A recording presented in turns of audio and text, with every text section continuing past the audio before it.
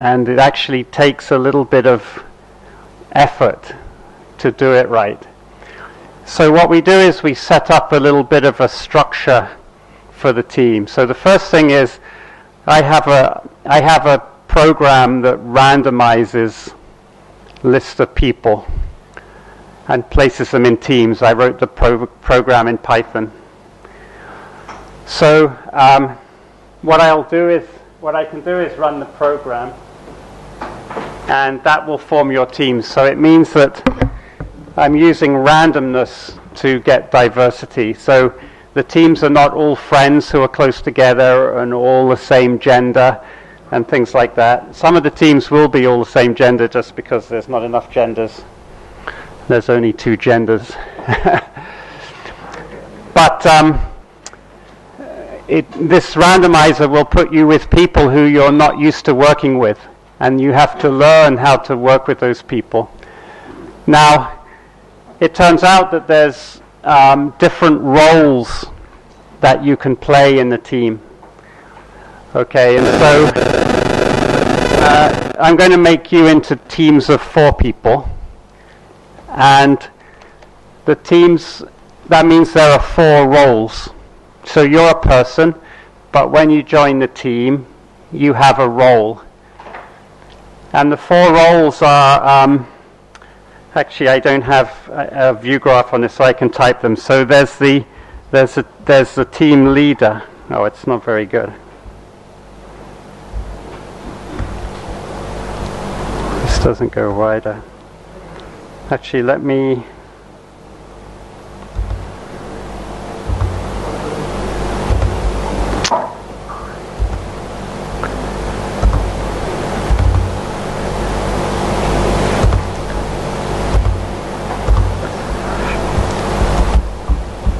Okay, so one person in the team we call the leader, the team leader.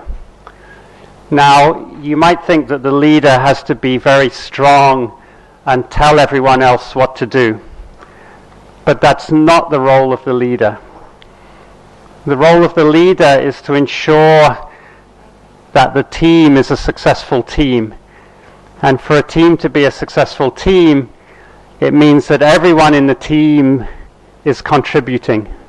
And that's because you want to make use of all of that diversity. So when you discuss things and you make decisions, you want to reach consensus. It means that you want everyone to say what they think, and you want everyone to be heard. But after everyone's been heard, you want to discuss what was said and then come up with some consensus opinion. So the consensus doesn't mean everyone agrees.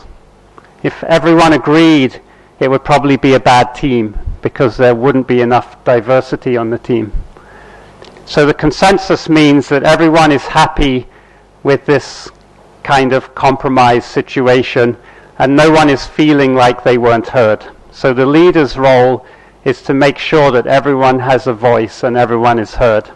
That's really what the leader does. The leader is also in charge of making sure that the team delivers. So you have some objective you're trying to deliver, and there's some time scale that you have to deliver it on. And if people are talking too much, but the discussion is not coming to any kind of consensus, the leader has to very gently bring the discussions. They have to say, we're running short of time, we need to reach a consensus before the tea break, blah, blah, blah, blah, something. So that's the leader. In my groups, I also have a scribe. So scribe is somebody who records things, they write. So depending on what the project is, you may be writing a document, or you may be writing notes of what the discussions were. And in some of these hands-on exercises, maybe the scribe is the person who's typing at the computer, so the discussion will be, what should we do next? There's a discussion, we should try this, and then there's some questions, why did you do that? And then they say, okay, let's have the scribe try it, something like that. So you're not all sitting on your own computer, you're all sitting around a single computer, and you're discussing what to do, and then you're doing it together. So the scribe is the person who writes things and records. And another role, I call it optimist. So the optimist is the person who's very confident. They think everything will work. And they say, I know what we should do. Let's try and cure malaria. That's a really big problem. I think we can do it. So you want someone who's very positive. They're bringing positive energy to the situation. Everyone is a little bit depressed because you've found some problem you can't solve, and the optimist is bringing energy and saying, yes, we can solve it. And then you have the fourth person is a skeptic. So the skeptic is actually the depressed person who thinks that nothing will ever work. So they say, so what's the role of the skeptic? Why would you want a skeptic on your team? Because, the skeptic is actually going to bring some realism. They're going to say, it would be nice to cure malaria, but we're only 4 people and we have no money. It's maybe we should think of something not so ambitious, and so it's important to have, again, these kind of diversities of points of view. So what I've done now, when you're in a real team, sometimes these things form naturally. There's a lot of misunderstanding about the leader. So sometimes you'll self-select. Like if you're a naturally optimistic, positive person, then you're likely to be the optimist. If you're a naturally kind of skeptical person, you'll be the skeptic. The way that things go wrong is that the people who think that they're natural leaders, typically in the US we call them A-types. They have an A-type personality, which is a very strong, overbearing personality. And these people actually make the worst leaders in the context of a group like this. So in order to not have you have to discuss with each other what your personality is and decide it's awkward, right? Who's going to be leader, who's going to be this. So my program tells you who's going to be what. So I'm going to run my program. It's going to put you all into groups. Now it's using the list that Atul gave me. And I'm pretty sure that there's more people on that list than there are in this room. So what we'll do is I'll run the program and we'll form into the groups. And I think some of the groups will not have enough people. After we form the groups, we'll figure out which ones have not enough people, and then we'll redistribute the people so we have all groups of 4. Does that make sense? So according to the list, there's something like 12 groups. So we just need 12 locations in the room, and the groups are numbered 1 through 12. So I think we should do this. We'll do group 1, we'll go over there. So if you're in group 1, you go over there. And if you're in group 2, you go there. And then group 3, and then 4, and then 5. And maybe in the first 2 rows. So when you work in a group, you actually want to be in a circle, kind of. So the best thing might be, do these chairs turn around or not? They're fixed. Yeah. So we're going to have to, that's an early challenge for your team that you're going to have to solve, is how to effectively kind of work together. But we'll have 1, 2, 3, 4, 5. And then in the back rows, 6, 7, 8. And then let's just do it over there for now, 9, 10. Wait, 1, 2, 3, 4, 5, 6, 7, 8. Oh, we have that corner, yeah. Okay, 1, 2, 3, 4, 5, 6, 7, 8. What? 8, 9, 10, 11, 12. Yeah. Okay. Is everybody ready?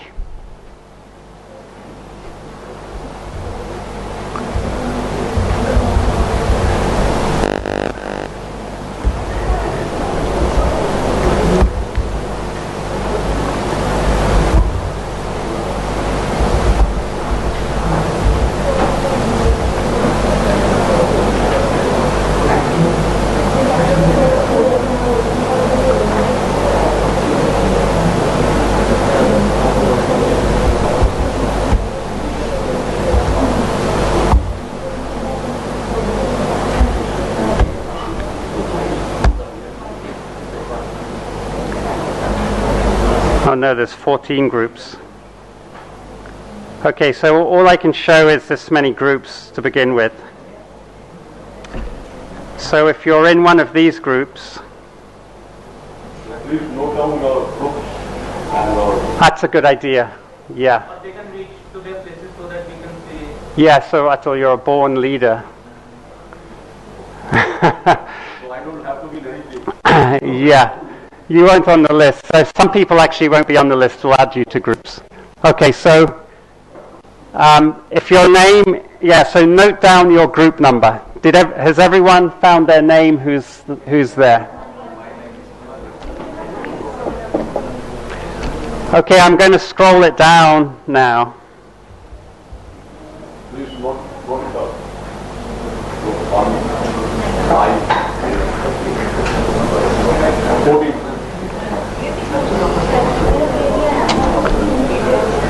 Look, Sophie Billinge is in group 10.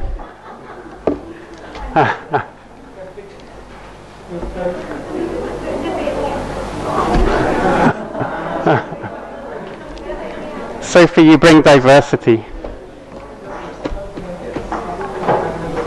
Okay, has anyone not seen their name? Okay. So if you didn't see your name, come down here. So you guys from Varanasi, right? Yeah. So maybe you weren't in this version of the list because you came late. Come down here. Yeah. Okay, so you can form up. So group 1, 2, 3, 4. There's no 14. I only did 12. Okay, this is 13, 14.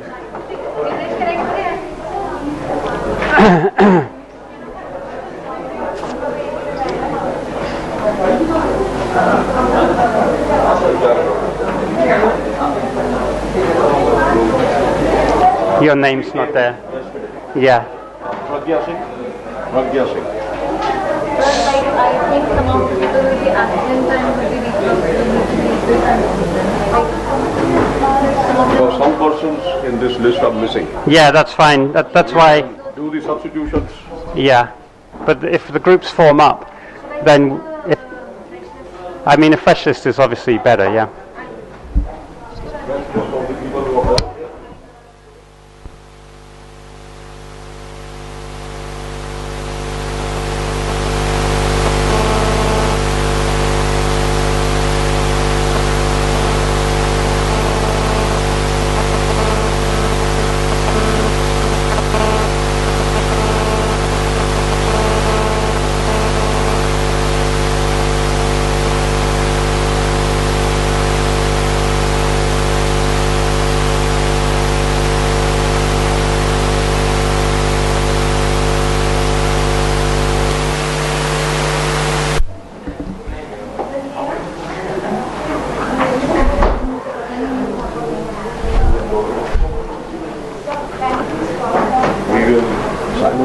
Make the substitutions in the groups that you have already made. Yeah. Because the fresh list is also not reliable. Yeah. Yeah, that's fine.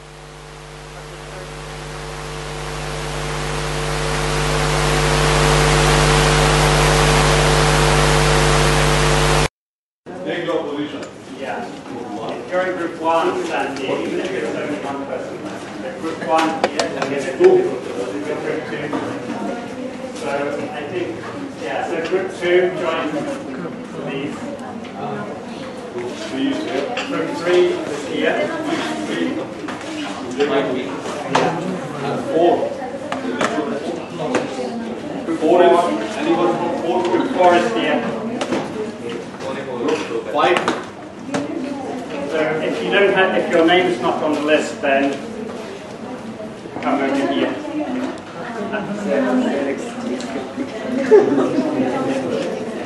So group 5 is here. Group 5. Anyone from Group 5? Group 6. Group 6. Group 6 is over there. Six. Well, you only want Next row back. okay, second. You are optimistic.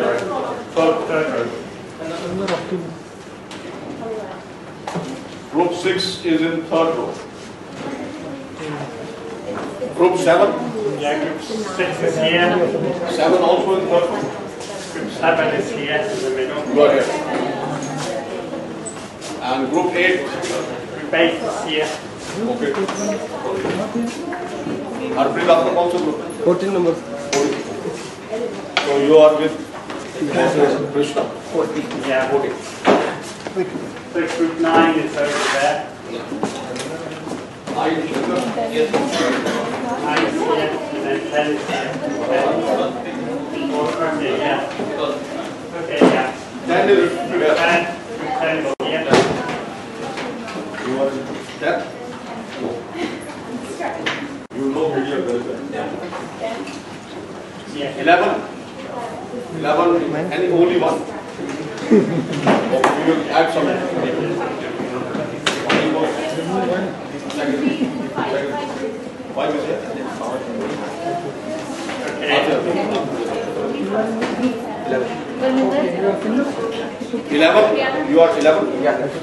So You're 11? No, I'm 12. 12. So 12 should go to the back.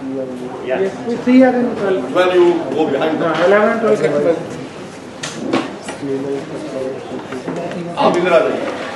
And you're 14 or 14. So it's fine, yeah. So, and then 13, is anyone in 13? मैं लोग बता दे. 13 anyone? 14. 13 is You're 13. Okay, so just go to the back there.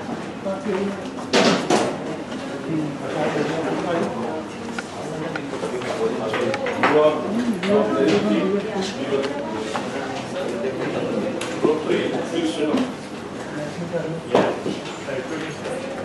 So if your name is not on the list, please come here.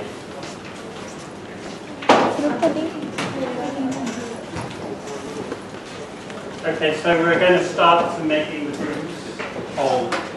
So why don't you?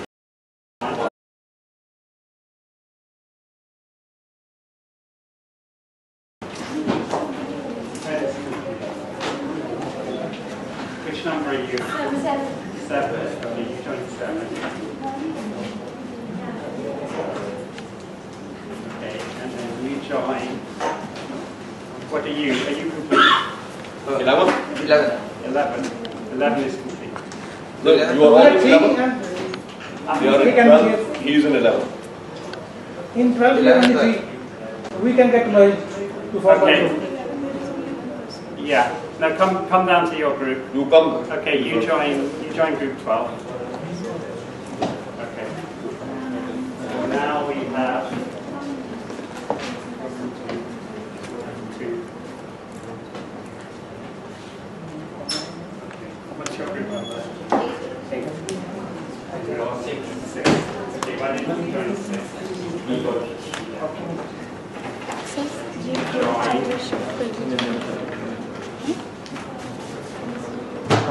कहाँ पे करना You है? have 2, right? Yeah, why don't you join 8? निकालना पड़ेगा. Shiva. You have beach time 3. पे पहुँचेगा नहीं. So why don't you join 7? 13.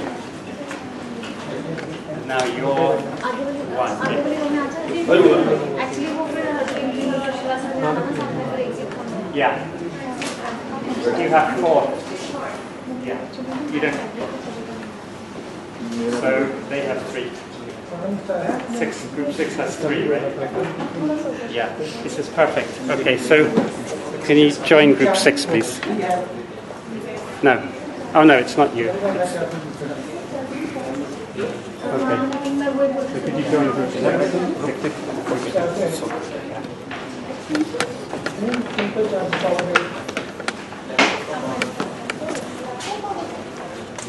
You are in 13. मेरा पावर सोर्स गलत दिया वो थोड़ा इधर ये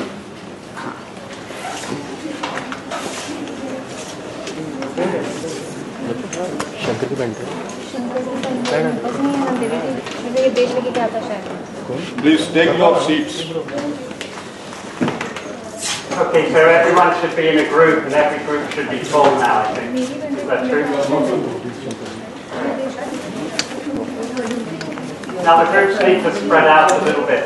So you guys in the middle, yeah, you already moved. Yeah, so you guys can move, and you can move the seats at the back. And like I said, it's actually easier if you're not all in a row. But it's hard with the chairs. So figure out for yourselves. So you guys move one row back. Yeah, so you're more spread out.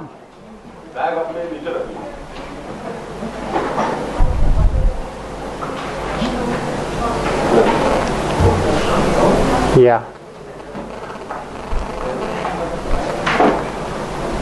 Okay, and maybe you guys move down that way so that you're giving people more room. Yeah. So move to the other end.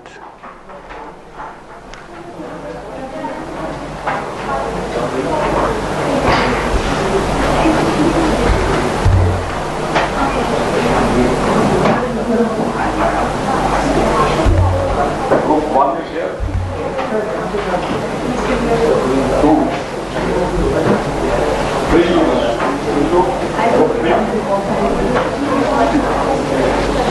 Group 3 is.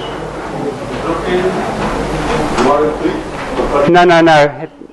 Then everyone's set now. Everyone.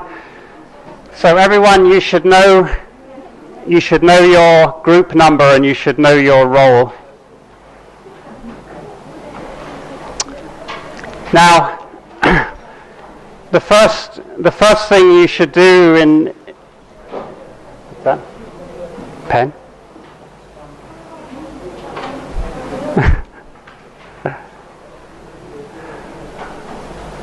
Okay, so now you're a group and you want to turn yourself into a team.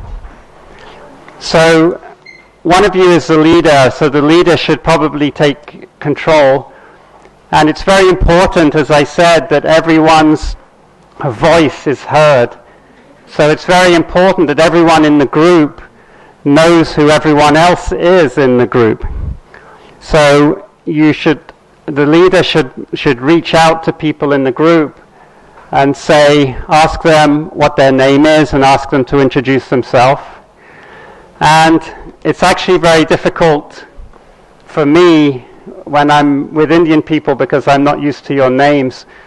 So it might be also helpful just to make sure that everyone knows who everyone is if the leader asks the scribe to write down everyone's name. And so you have this list of names. And just all say hello to each other and get to know each other for a few minutes. Okay, go. You're allowed to talk now.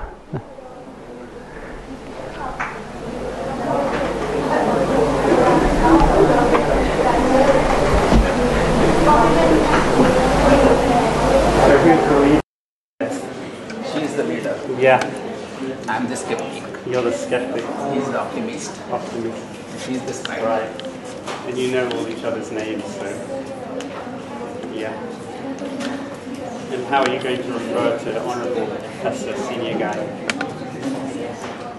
He's part of your team. Are you going to call him Honourable Important Professor? Or one of such thing. Yeah. First name basis. Yeah. So you should ask him. Krishna, sir. No, sir. No, because you have to hear his opinion, his voice. So you have to say. So you have to say, sir. How would you like us to refer to you? No, you say to him. Just refer to me as Mukul, or I'm the leader, we are the group, so just call me. But how does he want to be referred to? So you ask him. You ask him. Yeah. Shiva. Yeah. Shiva is skeptic. I take the optimist. Do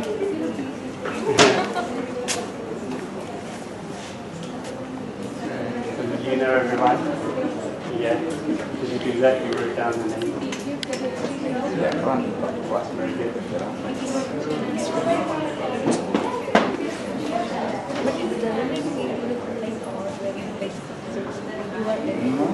No, don't worry. Okay, so you got to know each other and you started to feel, and people should know what to call each other, so that you're all on even level playing field. There's no kind of caste system in a team. If a team has a caste system, it's doomed to failure. So you all have to be comfortable and say, I'm not comfortable being called by my short name. Can you call me my long name? You can say, yes, but just make sure that you're all comfortable. And then what I'm going to do now is I'm going to just show you actually the hands-on demonstration, and then in your teams you're going to start doing hands-on demonstration. So the first one is actually PDF GetX3. I'm not going to show you XPDF Suite, just PDF GetX3. This is the free version, and this one you have to pay for. It has a nice GUI. It's easy to use. If your advisor has spare research funds that they can pay for this, then it's much nicer to use. But for the school, we're just doing this PDF GetX3.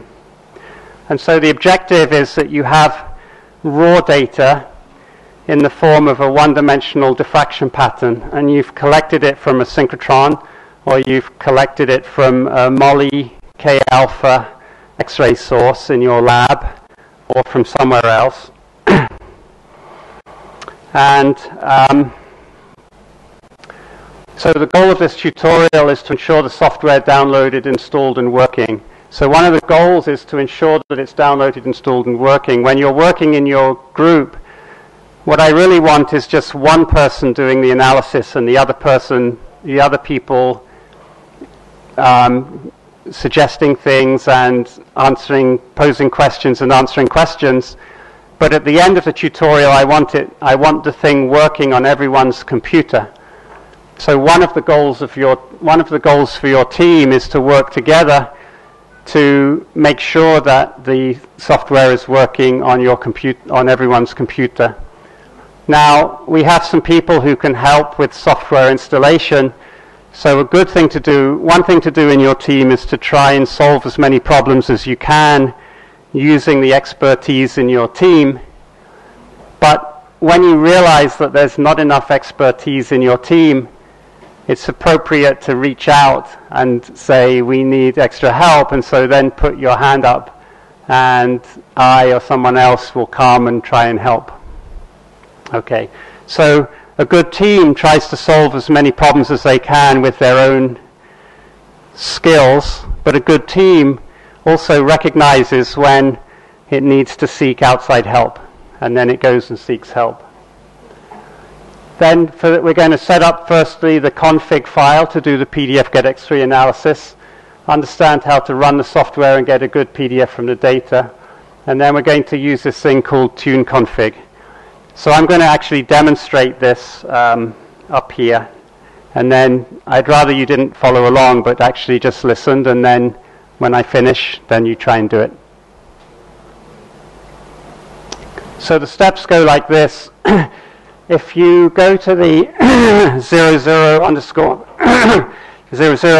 PDF GetX3 folder in the tutorials, you'll find a file which is called template.cfg, and you want to copy that to a file with a new name. Then you're going to open that in a text editor, and you're going to edit it for your sample. Then to run the program, you just type PDF GetX3 -C, which stands for config file. CFG is config. And then the name of the file. So you change this to a new name. You type the name of the file. And this is -I for interactive. If necessary, you'll run tuneconfig. When everything is beautiful and you're very excited and happy about it, you type process files, and that will actually write the G of R files onto your disk. And you can exit and look at the data. So this slide is very important. This is actually where the documentation is. So these are actually the links. This is to a web-based documentation. So you can only see this if you're on the web. But there's a PDF copy of the same manual, which is at this link. And I gave you just one file to play with, a nickel file. But if you go onto the web and you go to this website here, there's actually a bunch more examples. There's Syria, there's barium titanate, and there's an organic material. So these are good to go and play with. Now, if you can't, it's a lot of typing to get this without making any typos. So it might be actually easier to go to diffpi.org. That's where all our software is, diffpi.org. And then there's a button that says Products. And you scroll down to PDF GetX3, and you'll get the PDF GetX3 website. And if you look in that website, you'll find basically these manuals and tutorials. Okay. So I don't think you have internet connection in here, so you can't do that right now, but you can do it later. If you want, you can reform your team later and work on this together as well.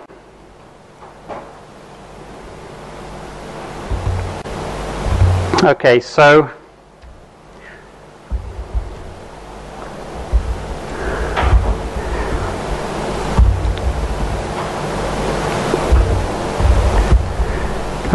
this is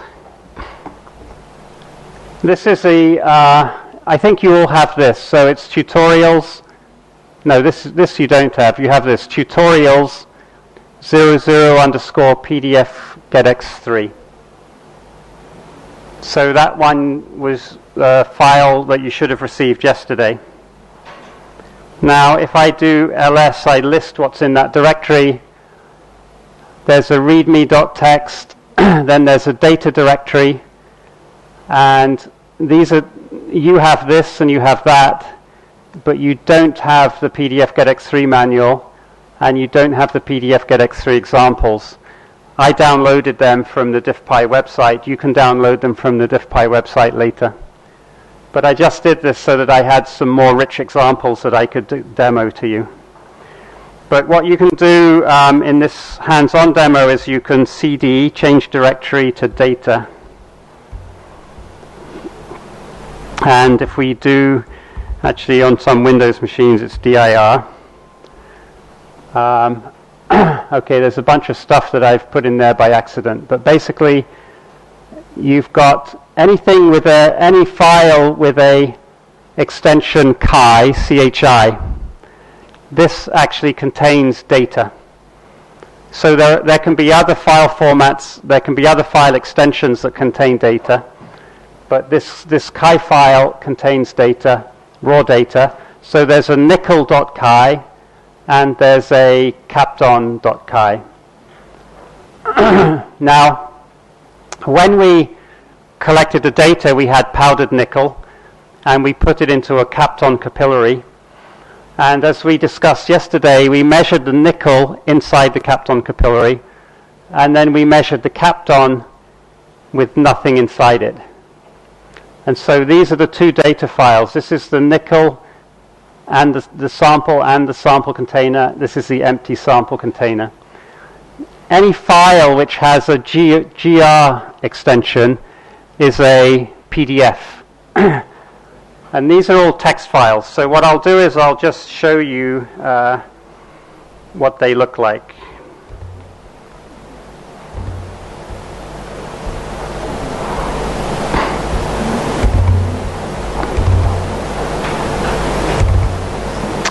So firstly, we'll look at the nickel.chi file.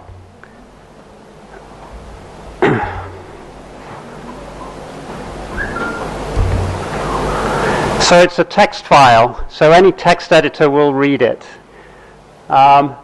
And what it has is it has this bunch of metadata in the top. I think maybe I already showed you something like this, right? So it tells you about the experiment.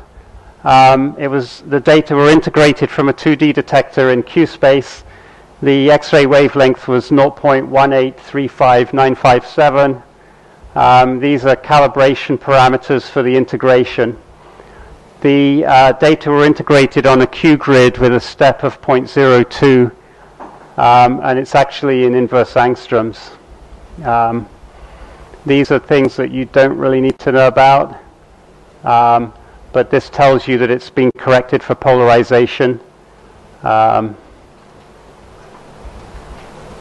when it was integrated, that the errors were propagated. So there's various little bits and pieces you don't really need to know about. And then there's start data, and there's actually 3 columns here. And the first column is the Q value, the second column is the intensity, and the third column is the uncertainty on the intensity. And then there's lots of data that goes all the way down. And one way that I know that it was in inverse angstroms is that it ends at around 30. So the last data is 31.26, and there are some zeros at the end. So that's what the data look like. Now, inside PDF GetX3 is a program that is kind of very handy for plotting. So it's a text file, so you could use any program to plot it. You could use Origin or whatever you use. But we have a handy, helpful one, which is called plot data. So plot data, space, and one of the data files we want to plot. So let's plot the nickel.chi.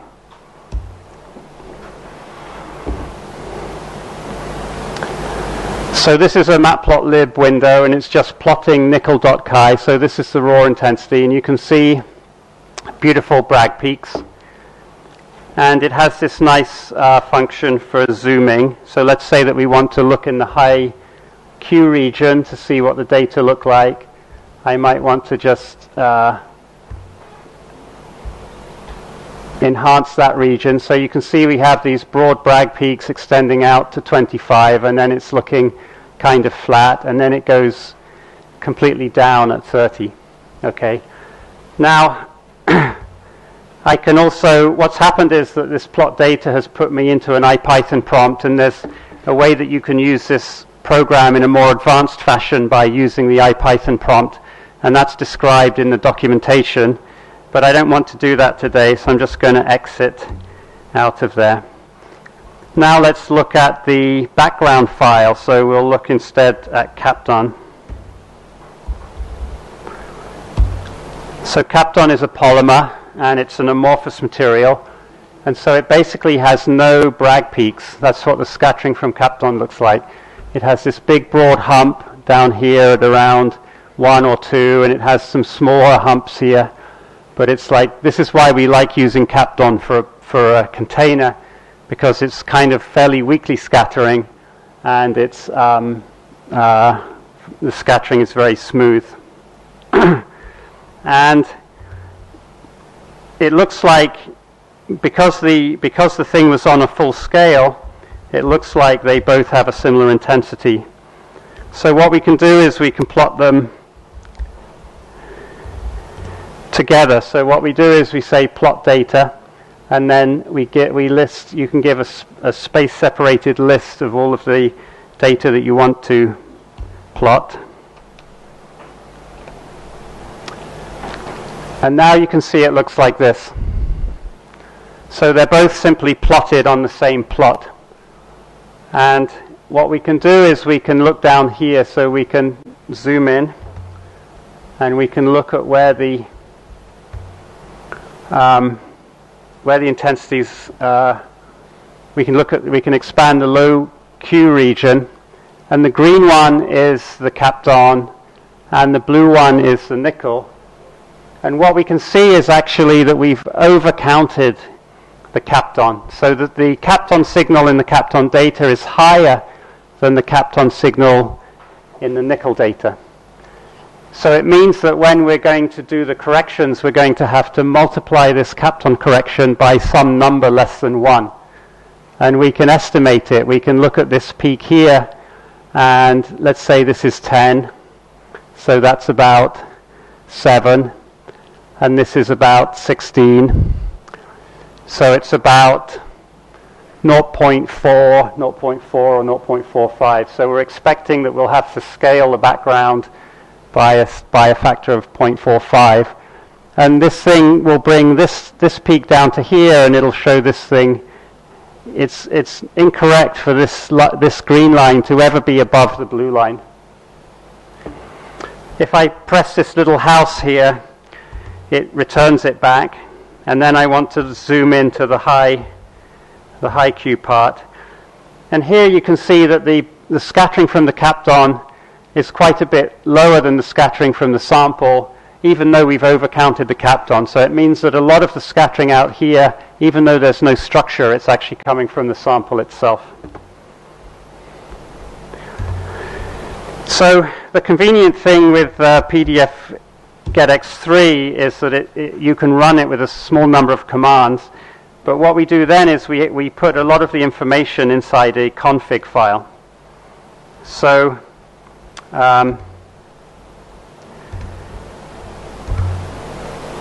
so I have here template.config. So I'm going to open that up. Whoops, I want to open it in a different.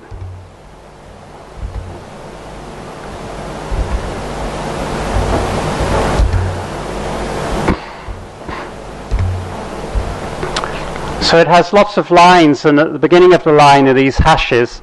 Those are comment lines. So there's a lot of information that you can go in here. So there's a parameter here called wavelength, and there's a thing that tells you what wavelength means. So it's X-ray wavelength in angstroms. And it's only actually required if your data are in 2 theta format. So our data were saved in Q quantity, so we don't have to, even if you gave a wavelength, the program wouldn't use it. You can give it, and so actually this has been commented out here. So we have 2 of these hashes if it's actually a comment, and then that allows you to either this one is not commented out, but this one is commented out. You can give it an input file or not. So if there's information that the program needs that's not in the config file, then it will ask you for that information. But we generally put as much as we can in the config file. So actually it's asking if you have a background file. And then it needs to know the composition of your sample. Then it's going to ask you, when you do your analysis, which functions do you want to plot? IQ is the raw data, f of q is the normalized intensity in Q, and G of R is the PDF. It's going to ask you what outputs you want. So when you process the files, it will write files, and you can put a list here. It could also be FQ and G of R if you want to have a file containing the f of q function as well as the file containing the G of R function. Here's a background scale, which right now is 1. This R poly I'm going to tell you about later. This Qmax inst I'm going to tell you about later. Qmin, Qmax I'm going to tell you about later. Now these are for the PDF. So if you give it rmin to 0 and rmax 60, it's going to compute the PDF from 0 to 60. These are good default values. You probably don't want to change them. And 0.01 step size in R is pretty common too. So there's a lot of stuff you don't want to change. But you actually don't want to change the template file because you want to keep it as a template file. So the first thing we want to do is we want to copy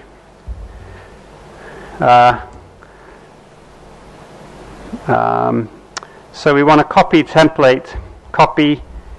You can just use your Windows thing to do this too, but we can copy template.cfg to another name. So what should we call it?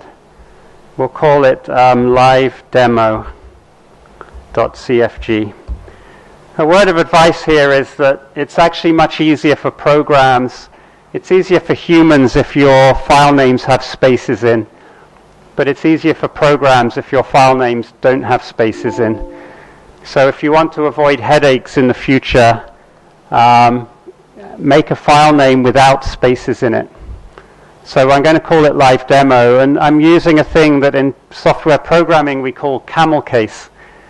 So you all know what a camel is, right? It's this kind of animal which has a hump in the middle.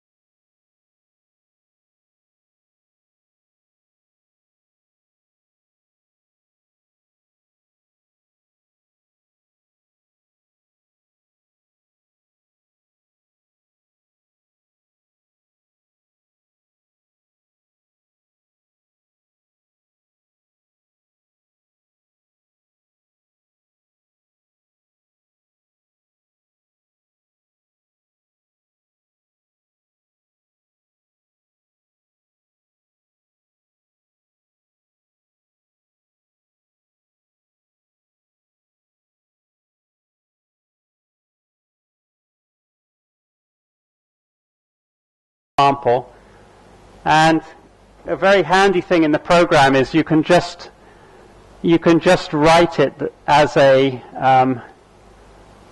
formula like this. You can also use this format, separating things with spaces, but actually this is always the most convenient. So if I wanted to do barium titanate, I could simply write barium TiO3.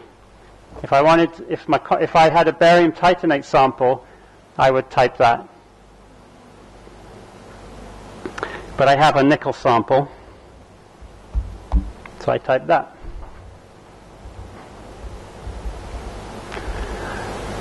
Okay, now this is telling you what you're going to plot when you actually run the program.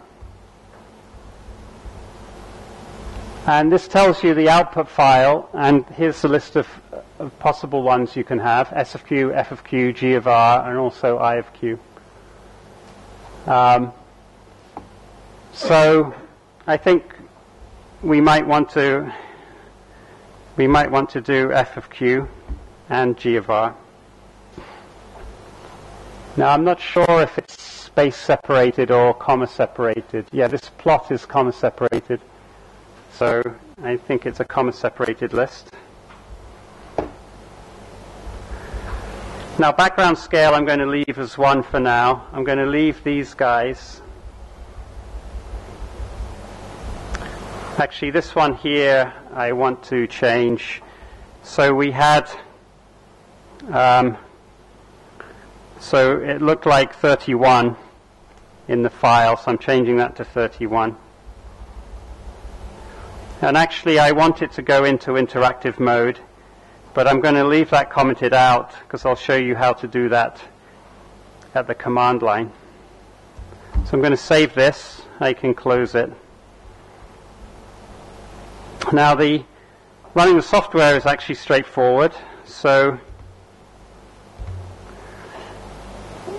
all I have to do here is I have to do PDF get x3.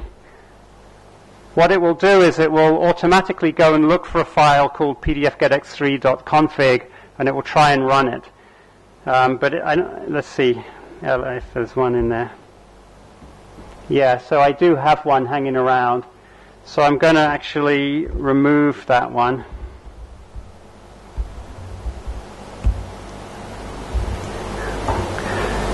So I could just type pdfgetx3 and it will run, but it won't really know what to do. So I haven't given it an input file, and it doesn't know what to do. So what I could do is I could do pdfgetx3 and give it an input file, which is nickel.chi. And it doesn't have, again, it doesn't have enough information because I haven't given it a config file. So what I do is I say, okay, -c is my config file, and I called it livedemo.cfg. So now pdfgetx3 is going to use this config file on this data set to run.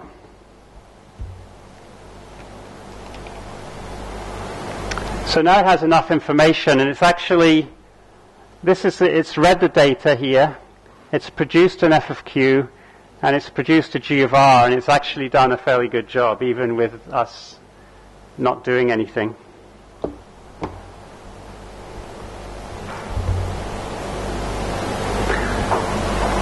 So now we're in a command prompt here. So it actually put me into interactive mode. I'm not sure why. Or maybe because I had that plot thing set up. Okay. So what I want to do is actually, it's easier to demonstrate what I want to show you. Remember, we have to do some things like we have to vary Qmax, Qmin, some of these parameters, and we want to vary the background scale. We know there's a problem with that. So what I can do is here --plot equals fq gr. So I don't want it to plot I of q now. I've seen that enough. Seen enough.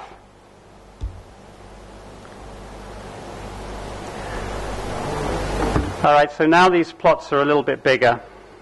Now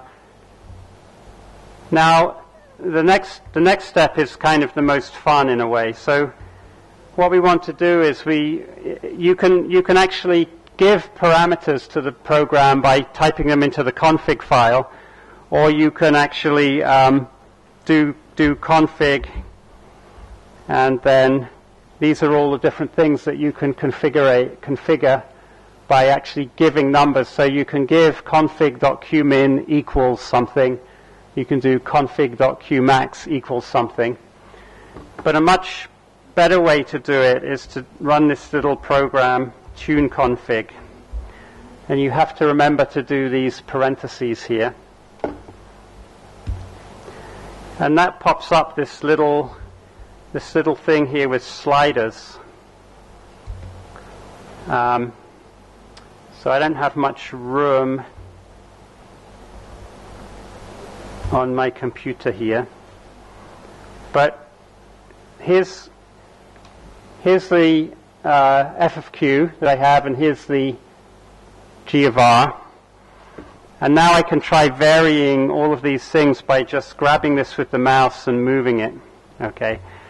Now the first one I'm going to do is I'm going to move Qmax inst all the way up to the top.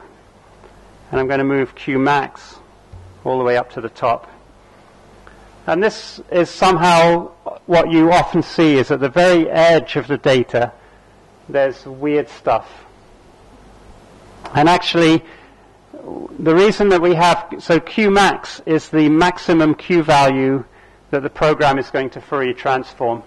But what the program does is it fits a polynomial to the data before and subtracts a polynomial fit before it does the Fourier transform. And Qmax inst is the range that it will fit the polynomial over.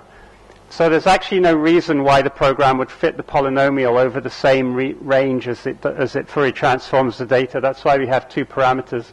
So Qmax inst has to be larger than Qmax, but it can be any number. Now, by putting Qmax inst up to 31.5, I've got all this bad stuff in here, and my polynomial is going to try and fit that bad stuff. And this can sometimes lead to real problems. If we look at the barium titanate example, we'll see that. So what I want to do is I can go here and I can zoom in, and I can say, look, this is varying nice and smoothly, and it's really varying smoothly up to there. But I could also be more conservative and say, well, that's where it kind of starts behaving badly. Now, if I can find it.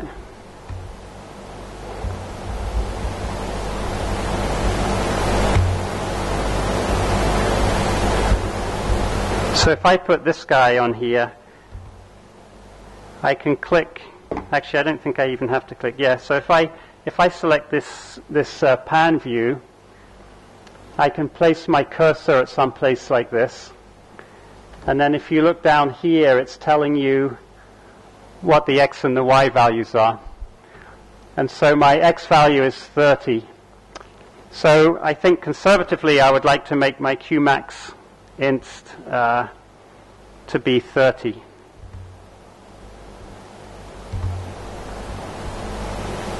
Oops, what happened?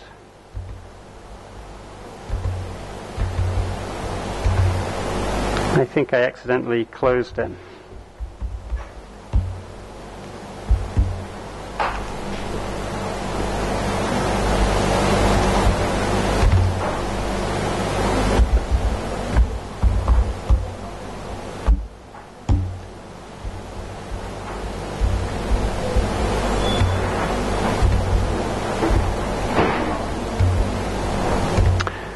So I can use the slider here. I can slide my Qmax inst. Yeah. That's starting FQ and GR. You have used a command. So at the command line, when I executed it, so there's two ways to do it. One way is you edit the config file, and you just change it in the config file. But I wanted to show you that actually, so if you always want that same thing, you know, so what you put in the config file is what you want the kind of default behavior to be, but you can modify it at the command line.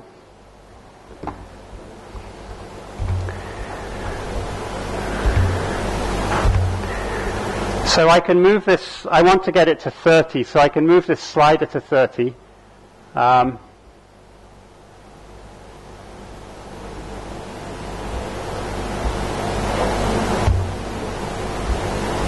now if I move my Qmax up to the max, the Qmax will only actually go up to 30. And now what you'll see is that the blue curve here was the original one that we made when we opened the file. And the green curve is the one that we have now. So this was the blue curve, and this is the green curve. And we can look down in the PDF, and we can see how it's changed. And what you can see is it actually hasn't changed that much. There are really very tiny changes. Oops.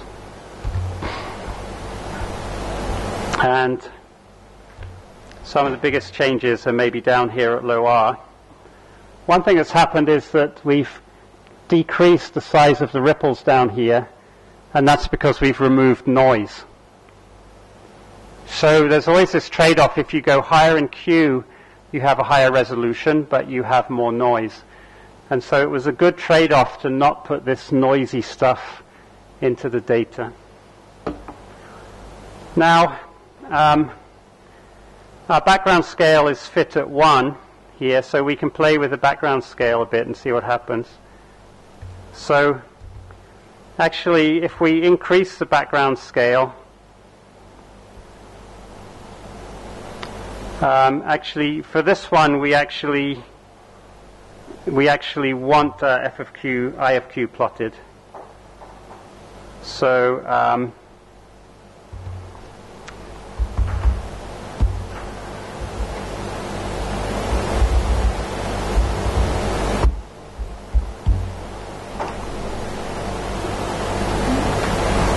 actually we want, yeah, let's actually just do it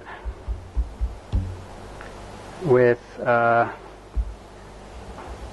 of q and g of r.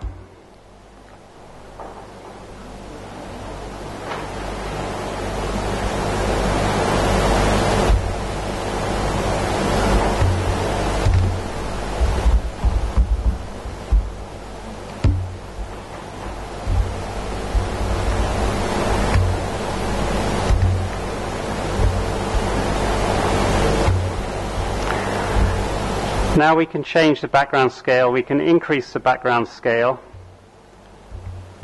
And what you can see here is that in this low, remember that the background had this big peak at the low Q region, and we're subtracting it.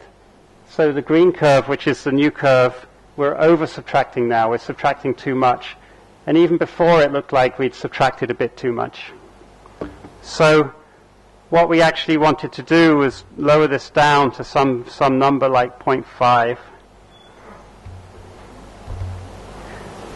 And now you can see the green curve is actually kind of beautifully flat in that region. So we're getting, and I can expand that a little. So we want to concentrate on this region here. So here I was over subtracting the background, but now the background is flat. It looks like I'm still over subtracting even a little bit. So I can move this down a tad. It gets flat like this. And then what we can do is we can look at the PDF, and you can actually see that it has a very small effect on the PDF. Now it looks like I'm actually under subtracting a little bit because this goes up a tad. Now I want to move this guy down to 30 again.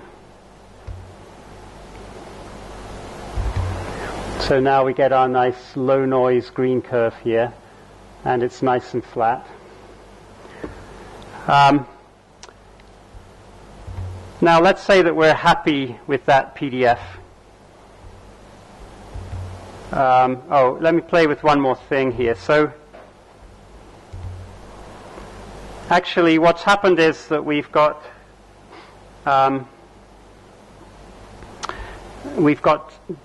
data, we're using a Qmax inst of 30, but we've got a Qmax also close to 30. So I can show you what happens if you reduce Qmax. So what will happen is that it's happening in real time, so watch the G of R curve down below. Can you see small changes happening?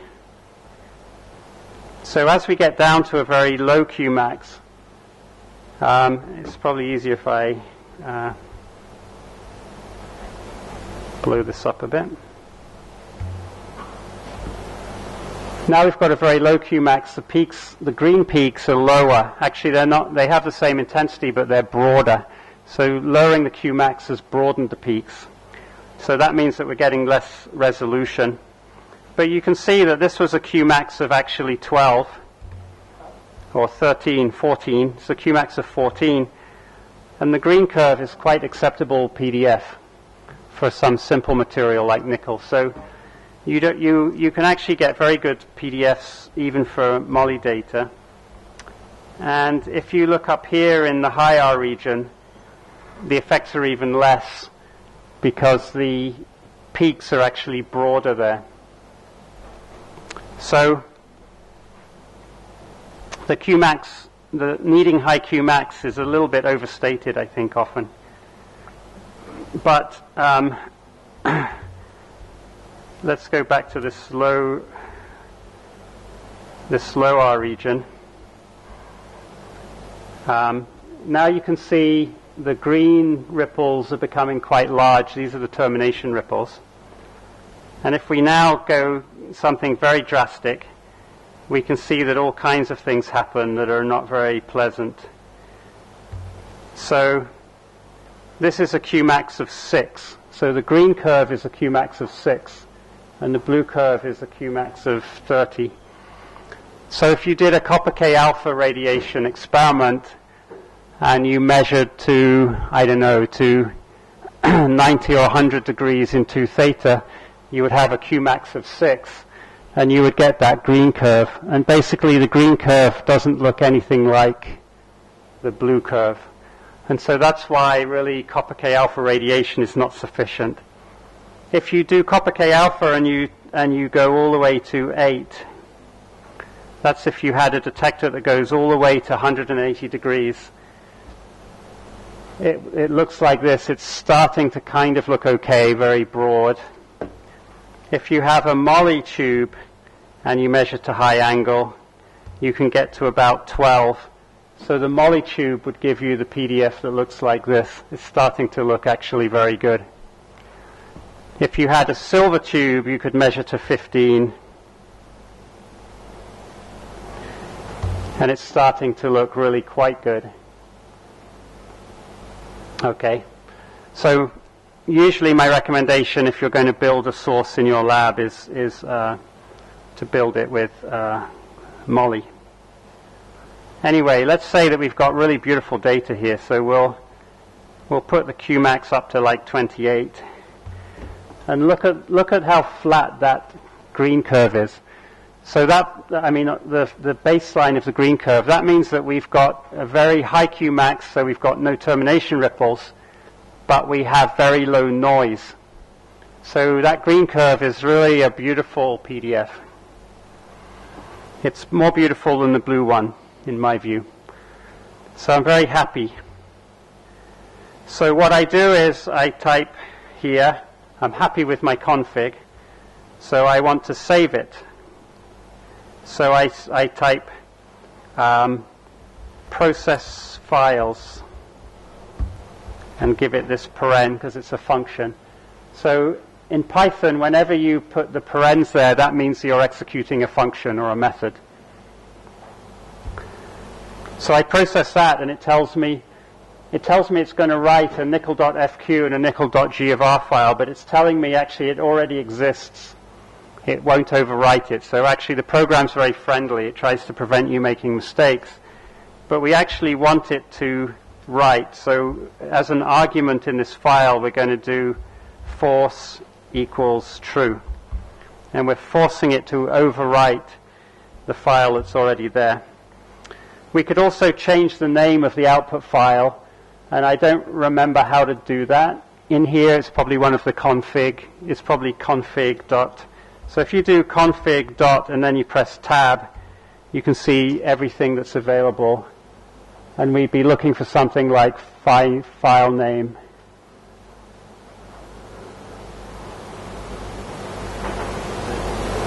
So I'm not sure if it's there. But anyway, it's in the documentation. You guys are awesome teams. You can solve that. Okay? Now we can exit, and we have this G of R file.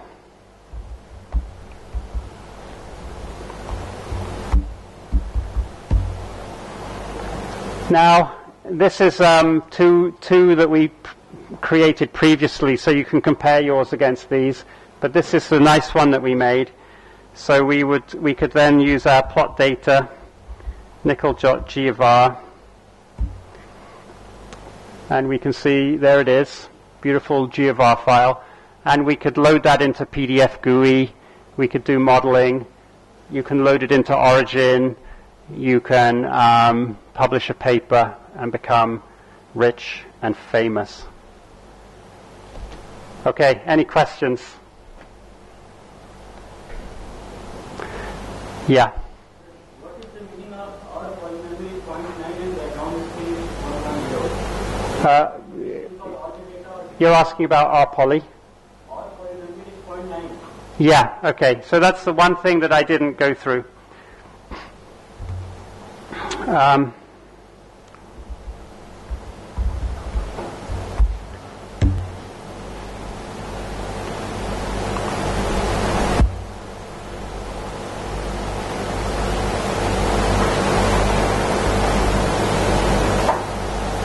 What's wrong here? Oh, I'm in plot data. I'm not in PDF. Okay, so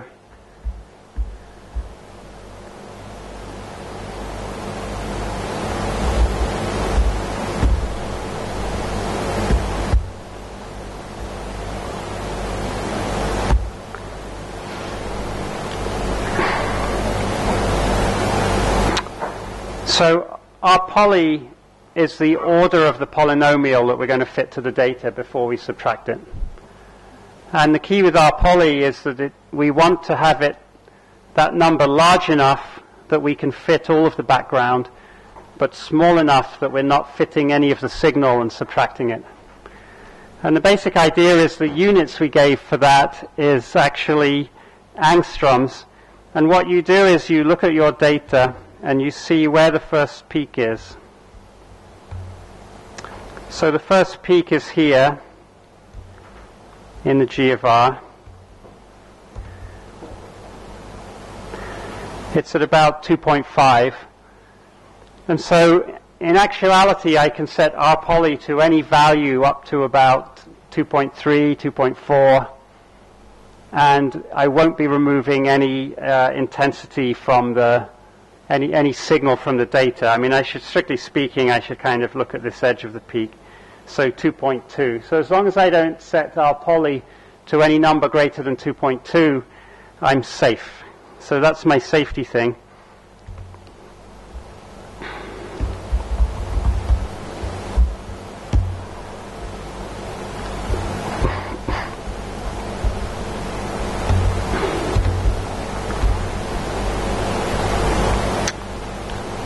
Now the R poly is set to 0.9. And what you can see is if I lower it, I'm lowering the order of the polynomial fit, like this. And if you look at the f of q function,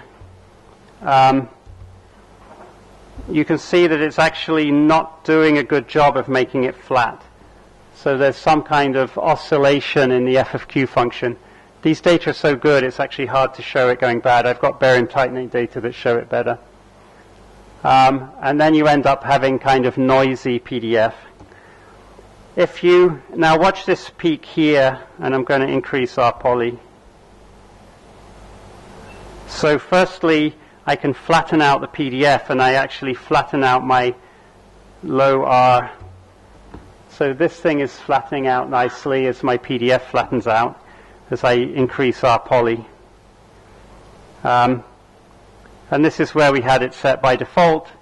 And if we start increasing it, we're now increasing it where we're a little bit overdoing it. We're giving it a bit too much to do.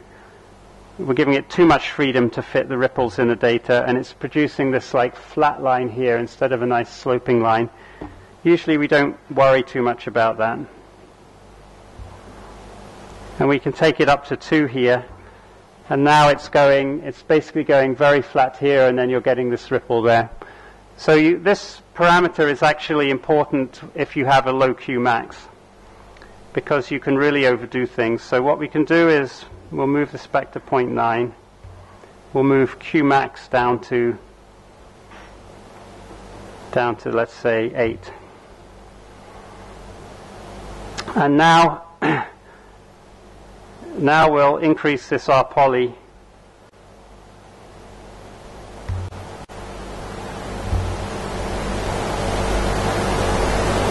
Okay, even then it's too much. The nice thing is that the PDF is quite robust. I mean, you can do fairly bad things with these numbers and still survive. But if we have a Q max of like 6.5, so the R poly has a big effect. It actually moves peaks around now. So normally the R poly only affects this region down below the first peak that we don't care about. But later on it starts to affect peaks that are higher up. Okay, I'm having trouble showing it. So the recommendation there is you kind of leave it at the default value, but if you have a lot of noise in that low R region, you can gently increase it, but don't increase it beyond the first peak, the position of the first peak. Is good? Okay. What's the status with tea and things like that? So they're Ready. yeah. So good. So I think it's tea, and then you guys have to be awesome teams after tea. Tea then teams.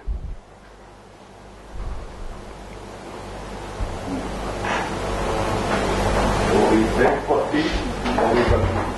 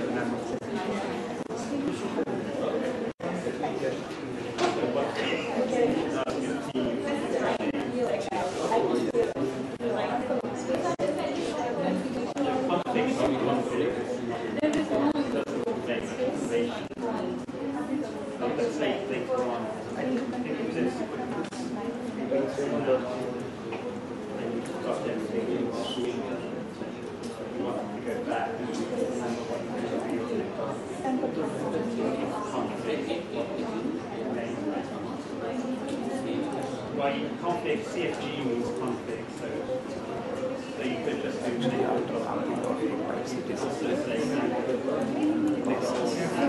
like it is saving our configuration. something like that.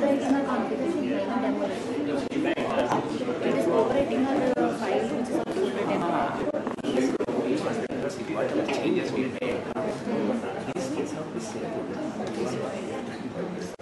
that was also because every time when we go for the run of the same material, we need to put it in some different folder. We don't need to put in the same folder. Otherwise, it will overwrite all the files of your car and it will only make changes in this file.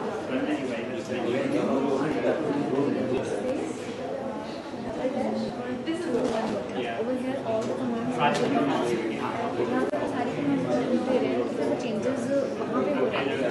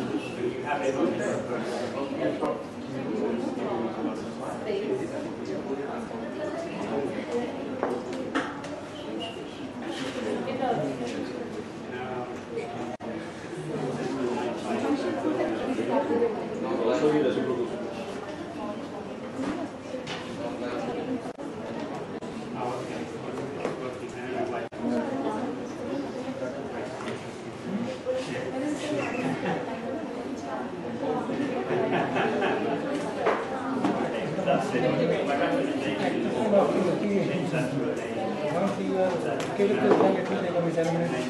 For the first time, we can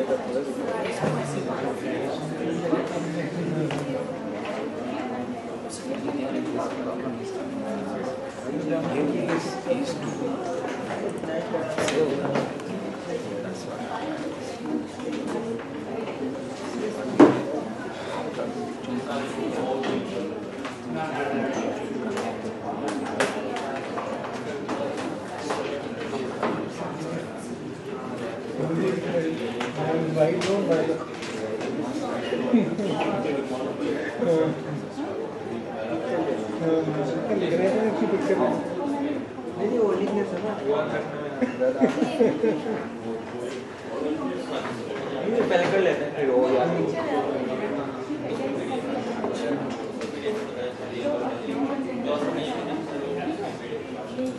इसको exit कर दूं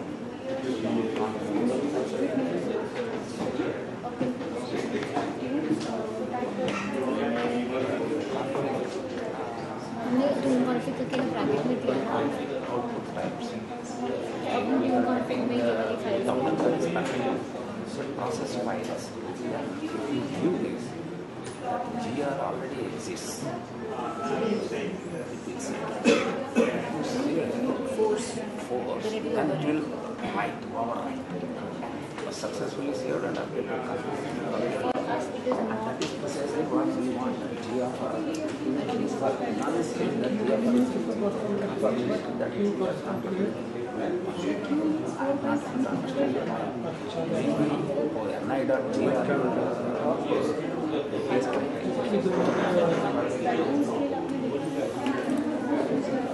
we can use an idea for 5 years once and then we try. maybe ni.gr को ni1.gr ऐसा कुछ करेंगे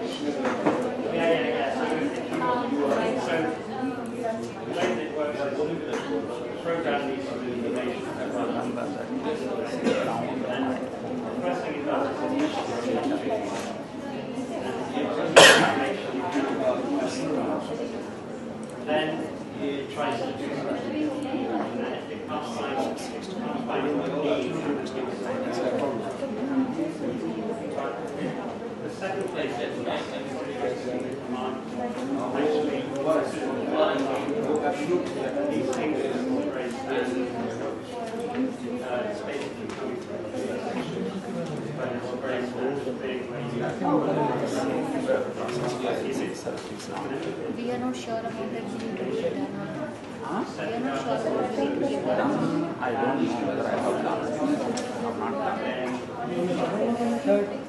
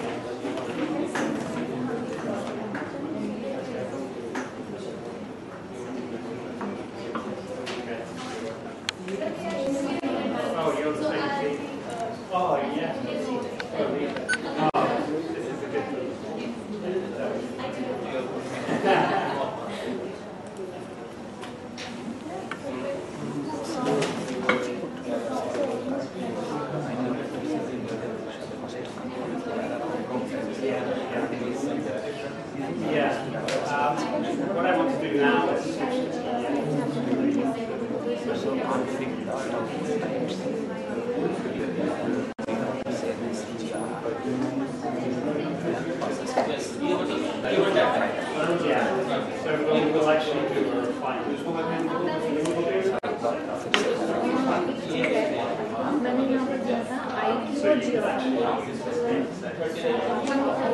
चाहिए, लेकिन IQ और GFI की आनी चाहिए, बट वो मेरे को दे रहा है configuration of types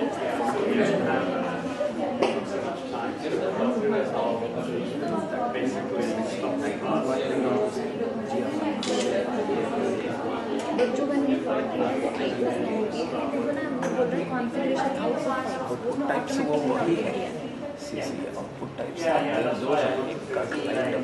is the config file इसमें देखेंगे तो FQGR आता है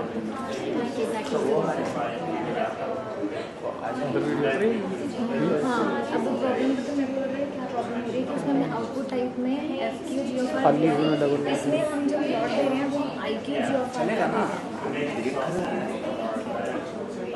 I mean to say कि when it is processing the files, maybe that is the reason it is not able to process. That is not because I'm unable to understand what is the cause.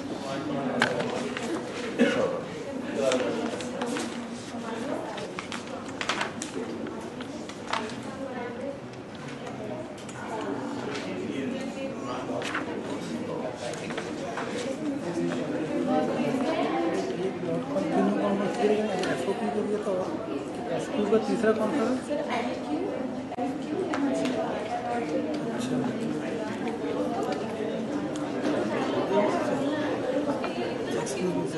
ये वाला थोड़ा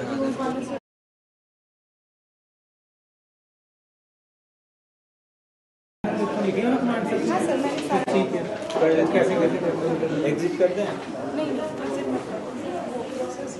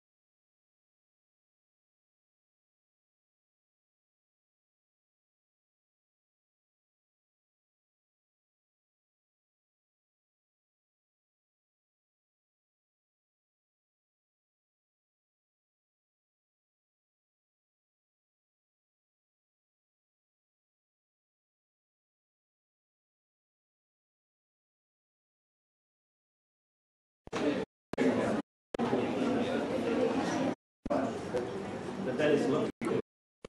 So what it will do then, if you put a space in there, it's going to think of GR name an input file. We call them command line arguments. It's going to look for all the command line arguments, and then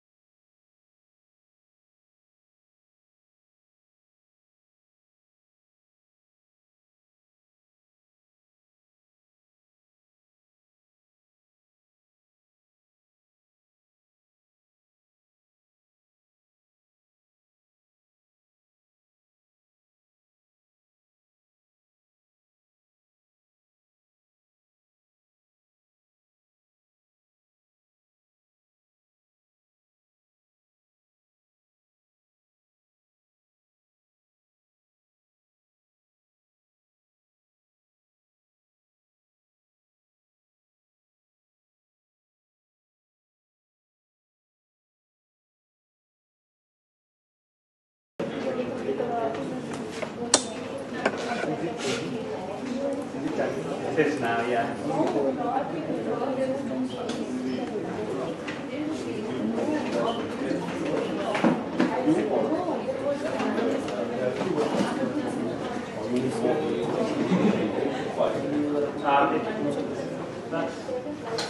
That's something about plotting. Yeah, so you get raw data. So if you have a file,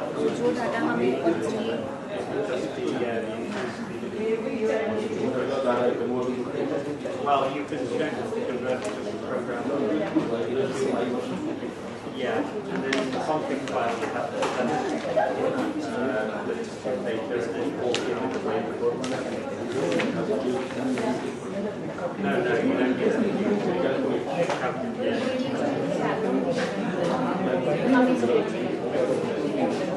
No, you give it a piece of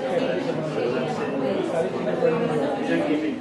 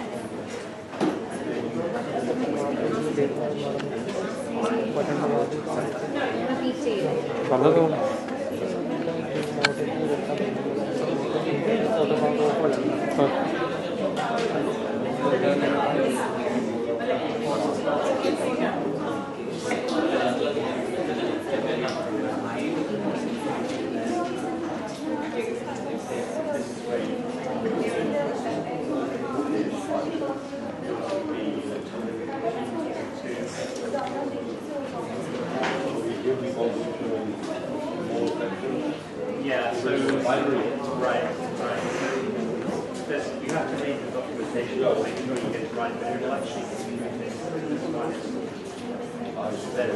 then type in the but if you have a page,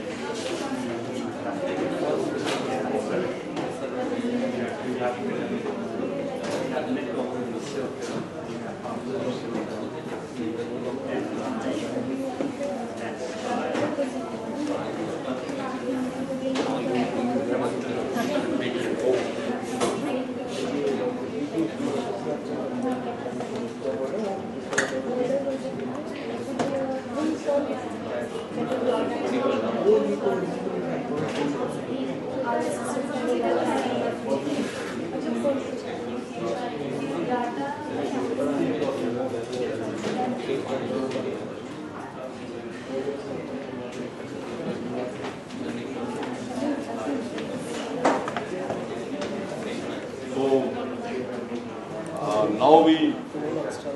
Now Professor Simon Billinji will start with a tutorial on how to use PDF GUI.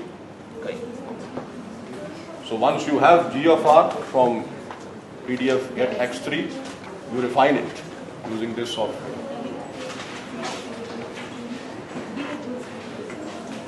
So we have about 45 minutes until lunchtime, and you can all work if you want or whatever.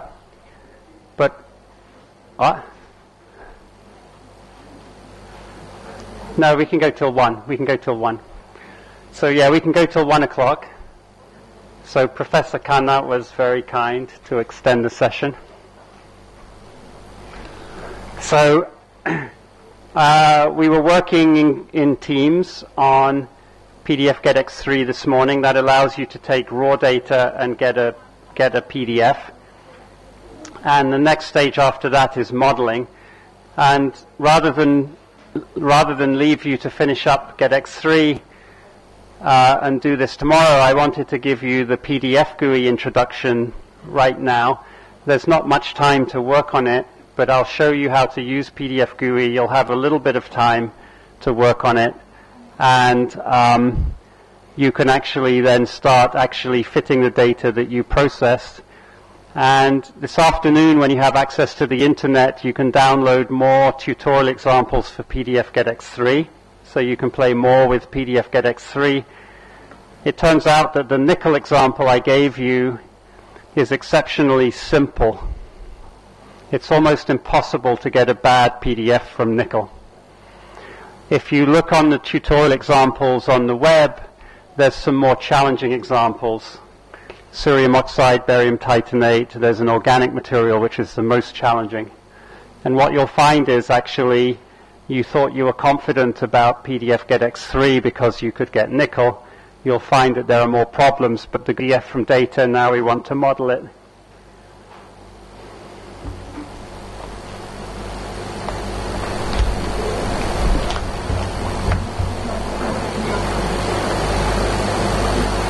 Now, we went through this yesterday or whenever it was. So this is the basic layout. And if you remember, you have these different panels, you create fits, and what you highlight here, what appears here, depends on what you highlight. And this is about as far as we got, which was to obtain a structure, and then we highlighted the structure and we plotted it, and you could see the structure, and we did a calculation so you could see the PDF that was calculated. So the three steps are: you can create the structure, you can calculate the PDF from the structure, and the last step is we want to refine our structural model. So the basic idea is that the structural model that we have has parameters that describe it. So this is nickel, and one of the parameters is the A lattice parameter, and it has a value 3.52. And another one is the B lattice parameter, and it's cubic, so it has the same value. It has a C lattice parameter. It has X, Y, Z coordinate in the unit cell. It has an ADP, atomic displacement parameter. That's the amplitude of thermal motion of the atom. So this number will be larger if the atom is moving a lot. This number will be smaller if it's moving a little. And we have actually the possibility to do anisotropic ADPs. So if the atom is moving a lot in one direction, but not moving much in the other direction, then we have mathematically a way to model it. And this parameter is the occupancy. So sometimes on a particular atomic site, it's supposed to be silicon there, but there's only 0.8 occupancy. It means that there's 20% of silicon sites are empty. So we're able to refine occupancy. So you're going to actually do a refinement where what you want the program to do is to take all of these parameters, or actually not all of them, some of them, and you want the program to adjust those parameters in such a way as to get a very good fit, a good agreement between the calculated PDF and the model. So it's a way that the software program discovers for you what the right structural parameters are. So there's a key concept that we have to get into our head here, and that's the difference between a parameter and a variable. So the parameters are things that describe the model. The A lattice, the alpha parameter, which is the angle between the B and the C axis, the scale factor, the X coordinate of the first nickel. These are parameters. When we do the regression, that's what we call it when the model is trying to fit the data. What the model does is it takes some things and it varies them, and it varies them in such a way until you get a good agreement. Now, people get muddled up. because actually what the mathematical function takes is it takes parameters and it varies them. So people don't know the difference between a parameter and a variable. But the parameter is what describes the model, and the variable is what the regression engine varies. So a particular example here is that this is nickel, and it's cubic. The fitting program made my structure not cubic. But I want my fitting program to keep the structure as cubic. Constraints tab. So the constraints tab, if I go back to the configure tab, I have a bunch of parameters, and some of these parameters I want to fix. So the fit range, I don't refine the fit range. I refine two parameters being associated with the same variable. So we tend to separate them by kind of orders of magnitude or something like that. So these parameters I might call 1 and 2 and 3, but on a different pane. This is the structure pane now. So what I've done is I've highlighted the structure. I've clicked on the constraint pane. And here, actually, I've called it at 3. So I've associated a lattice parameter with variable 3, b lattice parameter with variable 3, and c lattice parameter with variable 3. So in order to ensure the thing is cubic, I've made these guys to be all the same variable. What might I do if I wanted to make it tetragonal? Does anyone know?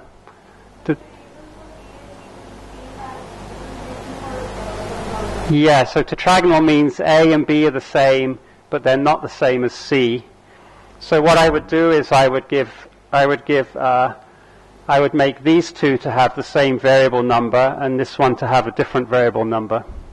And that would allow the program to independently vary. So it would tie A and B together, but it would independently vary C. So you start to get the idea. Can it also 2 or 1 here in the structure constraints? Yeah. Instead of at 3, yeah. We have at 1 or yeah, so that's a big danger because at 1 we created a variable called 1. And we associated actually the data scale factor with that. So if I use at 1 again here, then I'm actually inadvertently tying together the data scale factor with the lattice parameter. So even though this variable is on a different pane, it's kind of global, it's a global parameter, right? So I can't, once I've used at 1, I can't use it again.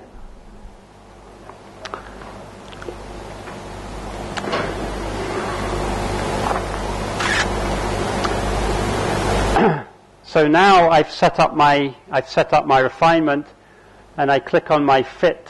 So I select fit, and all of unfortunately, I couldn't convince my guys that developed the program to call these variables, so they call it parameter, but this should actually be variables. But here are my variables that I created. Remember, I had at 1, at 2, at 3, at 4. So this is an unfortunate example because these are all just sequential. I don't like to do it that way myself. But these are the initial values of those variables. And here's plot control. I don't know why that's highlighted. But basically, I have this selected. I press. This thing says fixed. So this is not checked for any of them. So it means that each of these variables is going to be refined. The program can change each of these variables. And I have this selected, and I press that button there, which is it's like a cogwheel. It's supposed to indicate that the program is working.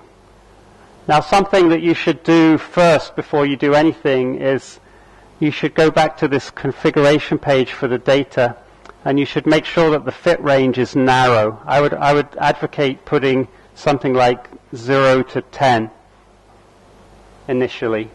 Otherwise, the calculation can take a long time.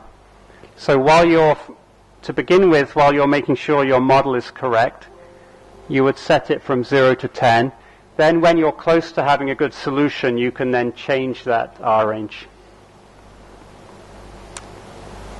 So we hit the cog button and the thing runs.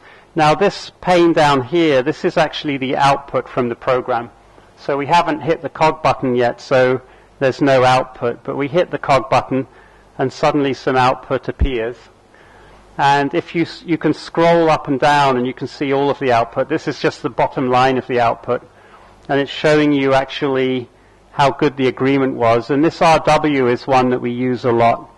And a good fit is something around less than 0.2. And a very good fit is around 0.05.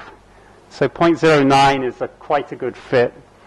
Why is there such a big range? It depends on the quality of the data and the quality of the model. So when we're fitting nickel, we have very good data, we have a very good model, and we can get, actually we're getting down to 2%, so 0.02 for our RWs for nickel.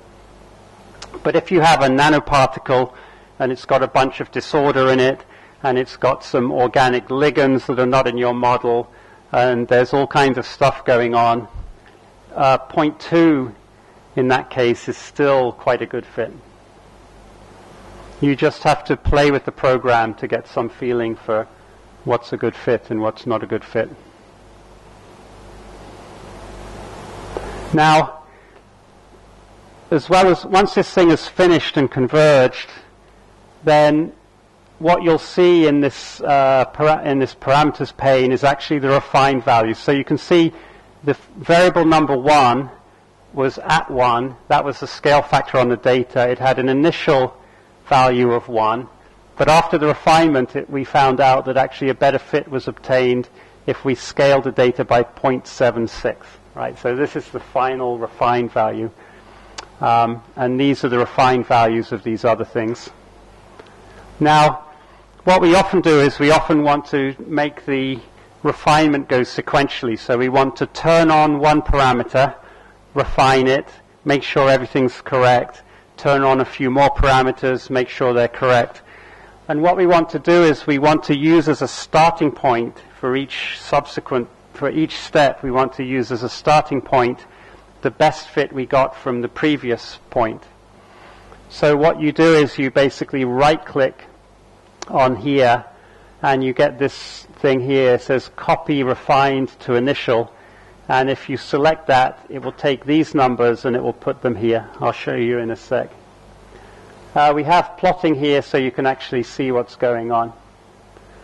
There's other kinds of plots you can do. This is actually showing how the RW, so the agreement, varied as a function of refinement step. So actually the way the software works is it computes the PDF, it sees how good the agreement is, it decides how to change the parameters, it changes the parameters, it recomputes the PDF, it sees how good the agreement is, it decides how to change the parameters, it changes the parameters, it recomputes the PDF. So it's a kind of a sequential process. And the idea is it's coming downhill, it's making RW come downhill until RW converges. And this is just following that. It's not super rich in information, but you can do it. It should go downhill. Huh? The RW should fall. Yeah. It should not go up. It should not. So RW as a function of refinement step will go down. But we often use RW as a measure of how good the fit is. And so we often plot RW as a function of temperature. So we have 100 data sets all taken at different temperatures. And then we plot RW versus temperature. And you see all kinds of things. It comes down, it goes up, it goes down. When it comes down and goes up, it means you've had a structural phase transition because the model was working well, and then suddenly the model's working badly. So it's a very powerful way to investigate your data. This is showing that you can actually put notes into this, and I don't even know how you do that. I never used that function. But I just learned that from this view graph. This one I think I'm going to show you in person. It's easier. We talked about that space group expansion actually yesterday, or whenever it was. And this is more advanced usage, so we'll come back to this. So I'm going to actually do a real-time demo so you can see it working. Now there's one thing that's not shown here which is extremely important, and that is that actually sometimes PDF GUI crashes. And if it crashes, all of your work is gone. But you can actually save the current state of your work in a project file. So if you go to File and you click on File, you get a drop-down list. One of your things is Save Project. And what you want to do is you want to pick a name. You guys are all good at picking names now. So you pick a name and you save it, and it has a file extension DDP. And it contains a complete state of your refinement at that point. And what's actually useful is you can use that for archival purposes. So, you know, when you have the refinement that you're going to publish in a paper, you might want to save a project file and you give it a name like nickel refinement underscore published dot DDP. You don't have to say .ddp, you just call it nickel underscore published, because then you can go back later and that's exactly but you can also save intermediate versions. So you can say nickel underscore happy with this version .ddp. That means you think you want to publish that version, but you actually want to play around with some more things. So you go and you play around with some more things, and everything gets worse and it goes horrible, and you're like, oh, that didn't work, but now I've ruined my input parameters, I can't get a fit at all, my program is not working well.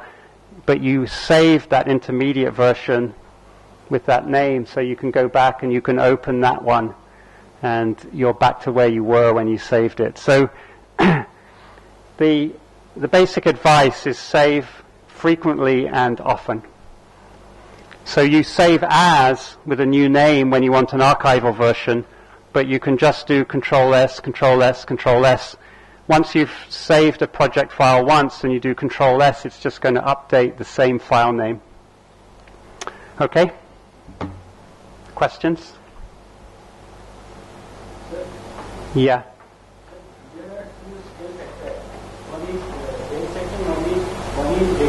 Yeah. Yeah, so very good question. So there's a scale factor in the data section and there's a scale factor in the phase section. So in actual fact, they're redundant. You mustn't vary both at the same time because the program, those two parameters will be highly correlated, and the program won't know how to vary them. But the reason that you need a scale factor in the phase is that if you have a multi-phase system, so you have a mixture of silicon and nickel, that's one of the examples, and you have 25% silicon and 75% nickel. You want to do a two-phase fit which has a silicon model and a nickel model, but you want the scale factor for the silicon model and the nickel model to be different. Right? So you actually, what you do is you in that case you make as variables those two parameters. I'll probably show an example one of the subsequent days. In that case, you would set the scale factor for the data to 1 and you would fix it. On the other hand, we think that there's a scale factor for the data itself. So if you wanted to fit a model but you wanted to extract an overall scale factor, which is telling you how well your data were normalized, you could fit the sample data. But my recommendation is that in the sample scale factor, you set it to 1 and you don't vary it.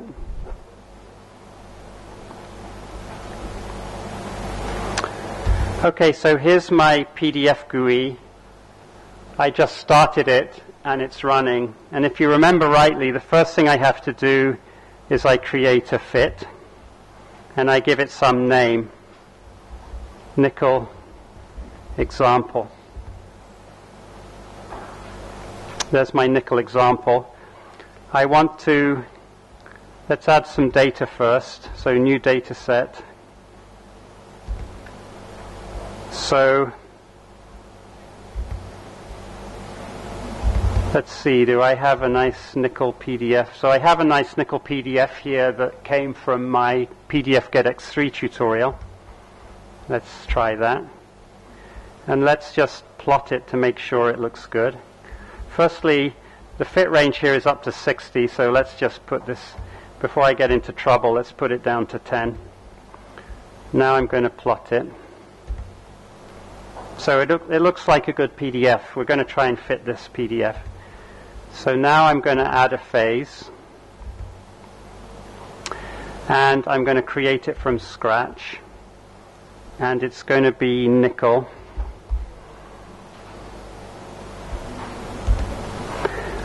So again, you go back into that file directory. You can either go to the web to find good parameters from a structure file, but it should be in the README file.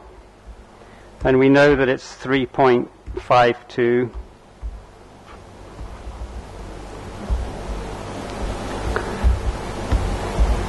And I'm going to go a little bit quickly because I want you to then try and do it yourselves.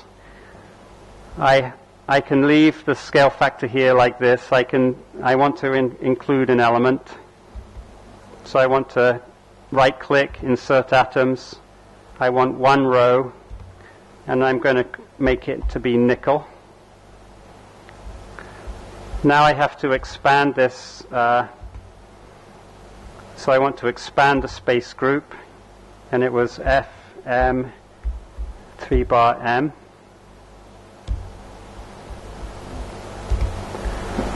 So hopefully it worked this time. So sanity check. I can plot my structure. Yeah, that's correct, right? So that's good. So another sanity check.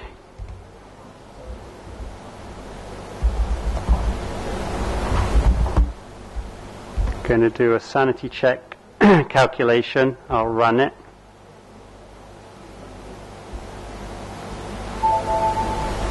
And then I'll plot it.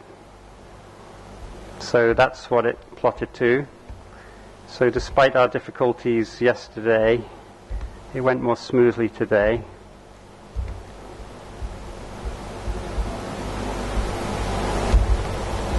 So this is all what I did yesterday. There's the data. There's the model. And it's looking pretty good. So I want to do my first fit then. So to do my first fit, what I have to do is I have to set up these variables. So the first one that is actually good to do is actually set up, just do a scale factor, let's say. So we'll make a scale factor. Here's my scale factor in this structure. So I want to make a variable, and I'm going to call my scale factor at 1. And now if I go to my fit, I've got one variable called at 1. It doesn't tell me here it's called scale factor because it only knows it's a variable. It doesn't know what parameters it's associated with. And now I can click on this. I'm only fitting up to 10. So it's gone quickly. It's already finished, and it's 0.2.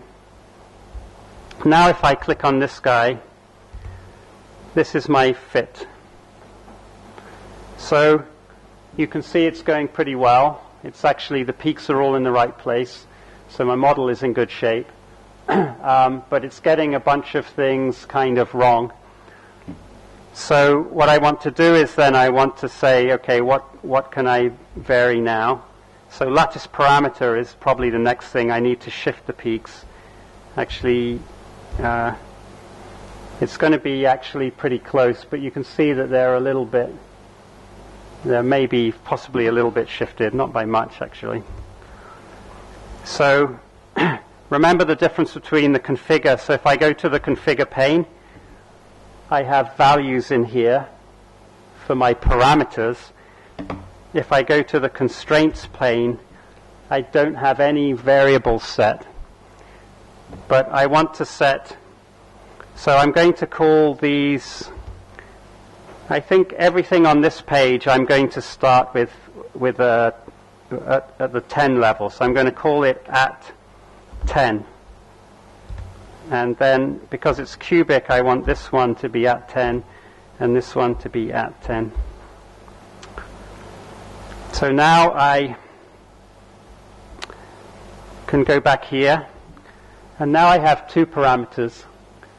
Now this one here, I might want to copy it over to there, so I can do it in two ways. I can double click on here, and I can go 0.3 and use that as a starting parameter.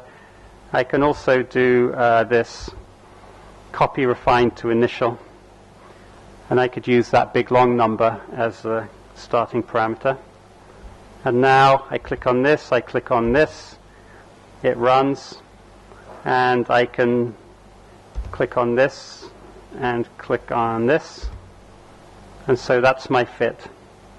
Alright, what should I vary next?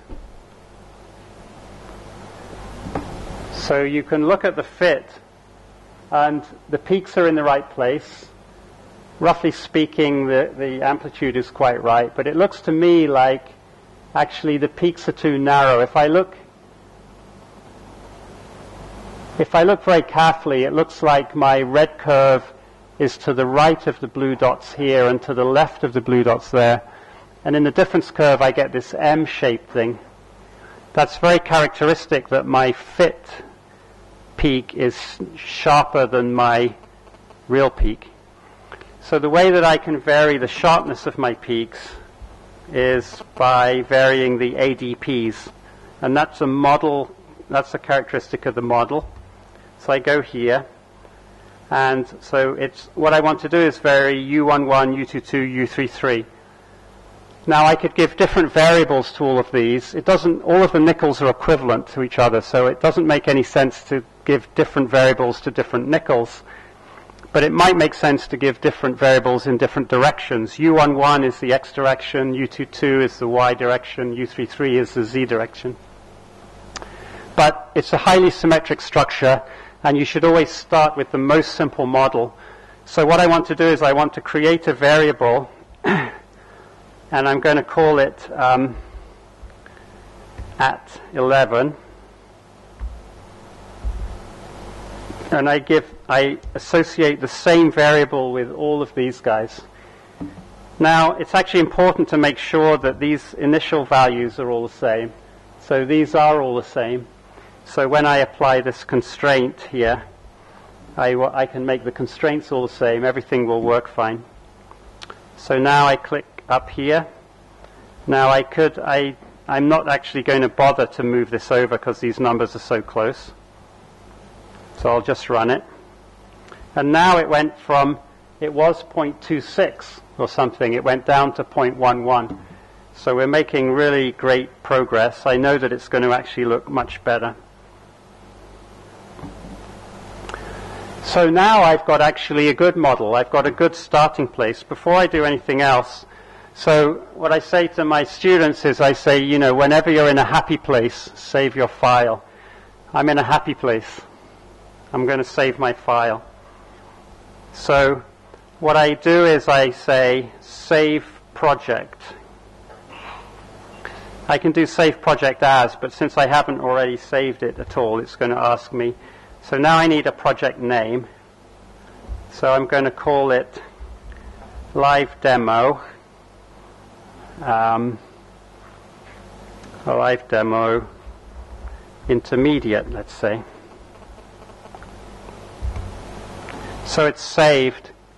So now I can say, oh no, I accidentally closed PDF GUI. It's a disaster. But actually it's not a disaster because I just have to run it again.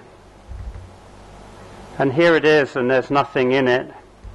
But I can go to Open Project. Now I do have to navigate to it, so there's a little bit of work. I have to remember where it was. Tutorials. Actually, I don't remember where it was, which is a bit of a problem. But I think it was in PDF GetX3, was it? Oh no, we're in big trouble. I don't remember where I put it. Oh, there it is. Live demo intermediate. Yeah, praise to the gods. I got lucky. So the second rule of programming is never give live demos. So now we can look back where we were, and here it is, our beautiful fit that we're very happy with. All right, so I'm in my happy place. I've saved my file. Now I can continue. I don't think I need to save an archival version with a different name. I'm just going to keep going. So actually what I want to do now is I want to, because I've got a good model, let's extend the range that I'm fitting over. This will make it go more slowly, but I'll learn more. So 20. And now let's go here. Do we want to? Yeah, let's do this thing of right-click, copy refine to initial. Then we'll click that guy. So now something terrible has happened. Our RW has gone really bad again, 0.2. So let's see what happened. We click on the data. We click the plot button. So now actually we have much more information in our model, but it's fitting kind of well in the middle, but it's not fitting out here and it's not fitting down here. So we actually need to refine Q damp. So you need to gain a little bit of intuition with the program to know what to fit. But basically what's happening, this is my characteristic W or M. This means that the data are sharper than the model. And out here, the model is sharper than the data. And the amplitude of the model is too high here. So the peak to valley of the model is higher than the peak to valley of the data. And the peak to valley of the model is too low down here. And the peak to valley of the model, this region in the middle, is fitting perfectly. So what it actually means is that there's a Q-dependent intensity problem. Like my model has a fall off in Q, not in Q, and my model has a fall off in R, and the data has a fall off in R, and those two fall offs are not happening at the same time. This is actually, because nickel is a bulk, this can be two reasons. One is that you've got a nano-sized material, we talked about that. But nickel is not a nano-sized material.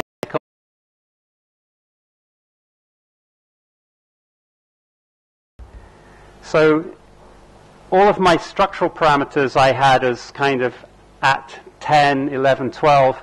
All of my non-structural ones I want down 1, 2, 3. So I'm going to call this one at 2. And I'm pretty sure that I don't have at 2 set. Let me check. So I can go here. Yeah, there's no 2 here. So 2 is available. So I can go here, and my Q damp is going to be at 2. And now set this thing to go. Now here's an interesting thing that happened, and people get very stuck with this. It refined and it converged, but this RW didn't change much. So these were the initial values, these are the refined values, and they're actually kind of the same. So the program actually got stuck. And when this happens, it's usually because there's a matrix inversion, and actually the matrix inversion was unstable. And the reason is actually this value is too small. So the program, what the program did is it tried to change that value by a small amount, but because the value was too small initially, the small change was so small that it didn't produce any change, and then the program didn't know what to do. So we can actually unstick it. This is something about numerics and numerical stability. It's a mathematics thing. But we could do 0.05. So we'll set that guy to 0.05, and then we'll try again. And now it's working. So now we went from RW of 0.2 down to 0.11, and these numbers here, they all changed a bit. And we can plot this guy. It's starting to look actually very satisfactory now. Things are looking good. I'm definitely I'm in a happy place. What should I do? I forgot. Oh yes, save. So I can do Control S, or I could go File, well, I can't do save project because I just saved it. So I've saved it, so now the program can crash and I can recover. But I want to do one more thing, so let's look at this again. We don't need both of these. So things are like reasonably okay out here. This thing is going to need maybe a little bit of work later. But the low R peaks, a very interesting thing is happening, that the data peak is sharper than the model peak. This is actually a real physical effect. It's coming from correlated motion of the atoms. So atoms that are close together in the material, remember this is a pair distribution function. It's showing the distribution of lengths between pairs of atoms. So imagine that there are two atoms in a solid and they're separated by some distance, but there's a strong bond between them, a covalent bond. If the atom on the left moves to the right, so if it tries to move this way, it's strongly bonded to its neighbor, so it actually pushes the other atom over. So these atoms can be actually undergoing large amplitude motion, but because they're directly bonded to each other, the PDF peak will be very, very sharp, because when this one moves to the right, the other one moves to the right. It's correlated, the motion. So what actually tends to happen, okay, imagine then you've got the second neighbor. So if these guys were connected by a metal rod, they would move exactly together. And then that's connected to another neighbor. Then the second neighbor would move exactly together, and the third neighbor would move exactly together. But the atoms are not connected by a metal rod, they're connected by a spring. So you can imagine it like this. Let's say it's a very stiff spring. One way to imagine it is that you've got a metal rod, and you cut the metal rod and you put a piece of rubber in, and you do that for all your bonds.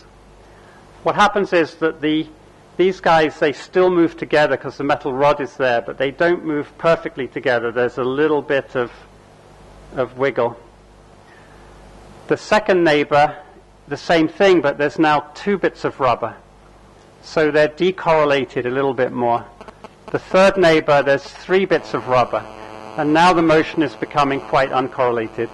And what happens is in the highest neighbors, the motion is completely uncorrelated. So when this one is moving to the right, this one could be moving to the left or the right or anywhere. And this guy has no knowledge of the direction that this guy was moving in. That's uncorrelated motion.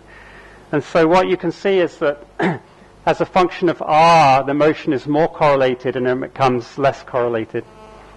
So we have some parameters in PDF GUI which account for that, and what they do is they sharpen the low R peaks. So the two that we like to use, and we don't use them both at the same time, are delta 1 and delta 2. So you need to go and read the manual to see exactly what the functional form is. But delta 1 is a like 1 minus 1 over R variation, and delta 2 is 1 minus 1 over R squared. So the delta 2 is a sharper one. So I don't know which one is going to work best, but we can just try. So we want to give this delta 1 an initial value, so we'll give it, I don't know what good values are, so we'll give it like 0.4 or something. And then we want to create a constraint for the delta 1. And we've used at 10 and at 11, so let's use at 12. Actually, that delta 1, it's kind of not really part of my structural model. So I think I'm going to give it at 4.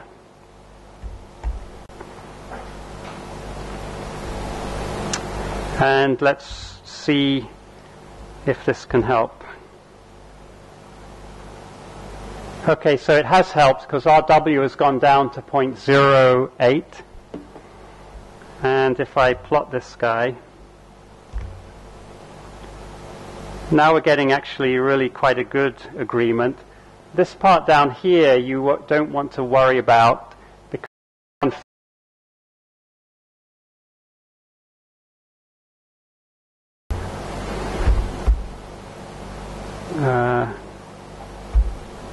Well, let's just do 1.5.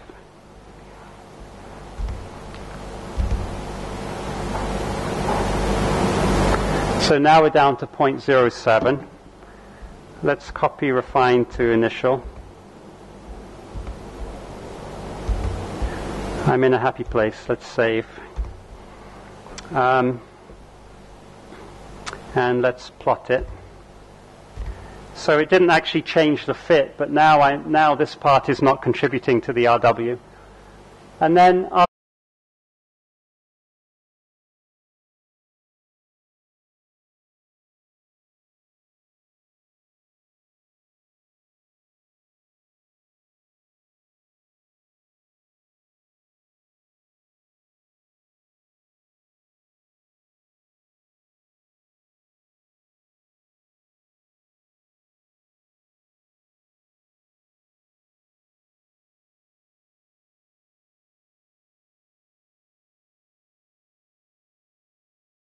if you allowed atoms to move around, it would look different. Okay, so we already ran out of time. Damn. Yeah. So what I wanted was for you guys to just try it real quick, but I don't know if they can try it or whether we should. How to get this sanity check? So I called it that, but it's just a calculation. So this guy is calculations. So you just say calculation, new calculation. I can say Atol's sanity. Should we call it that? Let's check your sanity. Oh yeah. Okay. Yeah. Any more questions? I got a message, singular matrix. Yeah. Singular matrix means it can be a number of things. It can be an unstable refinement. It basically means that if, for example, you might get a singular matrix if you have a cubic material, but you set up A and B and C to be different. And then that will produce a singular matrix. But the most common one is that you have some value set to 0 as the initial parameter. So you should always try and worry about that. Like if your ADPs had an initial value 0, you might generate a singular matrix error. So usually you can go back in and you can dig around and you can find some input parameter which is producing that instability. What are ADPs? ADPs are atomic displacement parameters, which is the crystallographer's way of saying thermal parameters. It's a measure of the amplitude of motion of the atoms. Are they same as Debye-Waller factors? They're the same as Debye-Waller factors, yeah. Yep. So I think, oh yeah, question.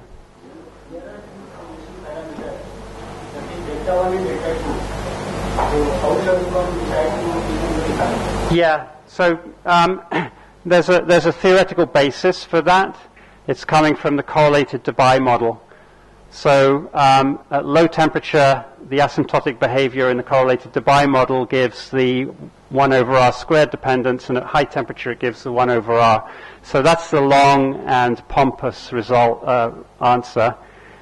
But the correlated Debye model is too simple of a model for most systems. So what we do is we just use them like parameters, and you try one and see how well it does, and then you turn it off and you try the other one and you see how well it does, and you use the one that works best.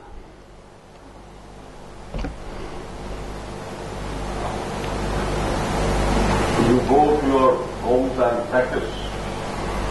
They will not. Yeah, so we'll have tomorrow there'll be some lectures, but they'll be hands-on, and I've made the demonstration, but we'll do hands-on. And tomorrow, if we can get a better list of names, I'd like to remake the groups. So you're working even with different people.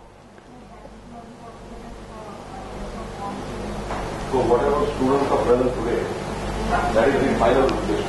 Yeah. So if they are not present, if you in fact miss any lecture or if you don't attend the evaluation test, you will not get the GIAN certificate. So you must attend all the lectures.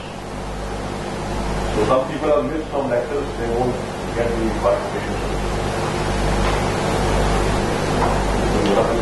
Some people had classes, right? Do they get a... No, but they have registered.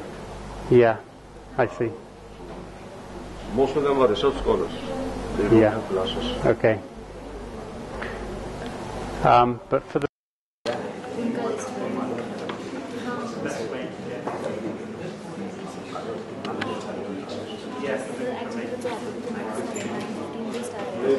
They don't come by 9:15, some come by 9:30.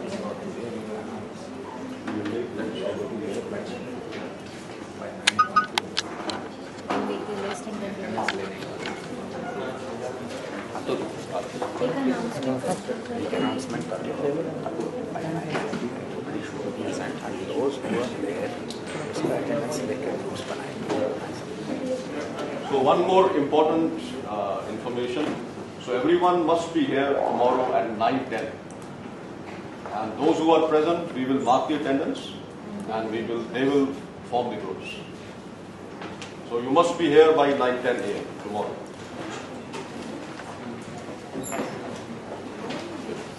One is the structure file and one is the GFR file. And I have to only get explained. उससे लड़कियों का वो आपको जो दिया है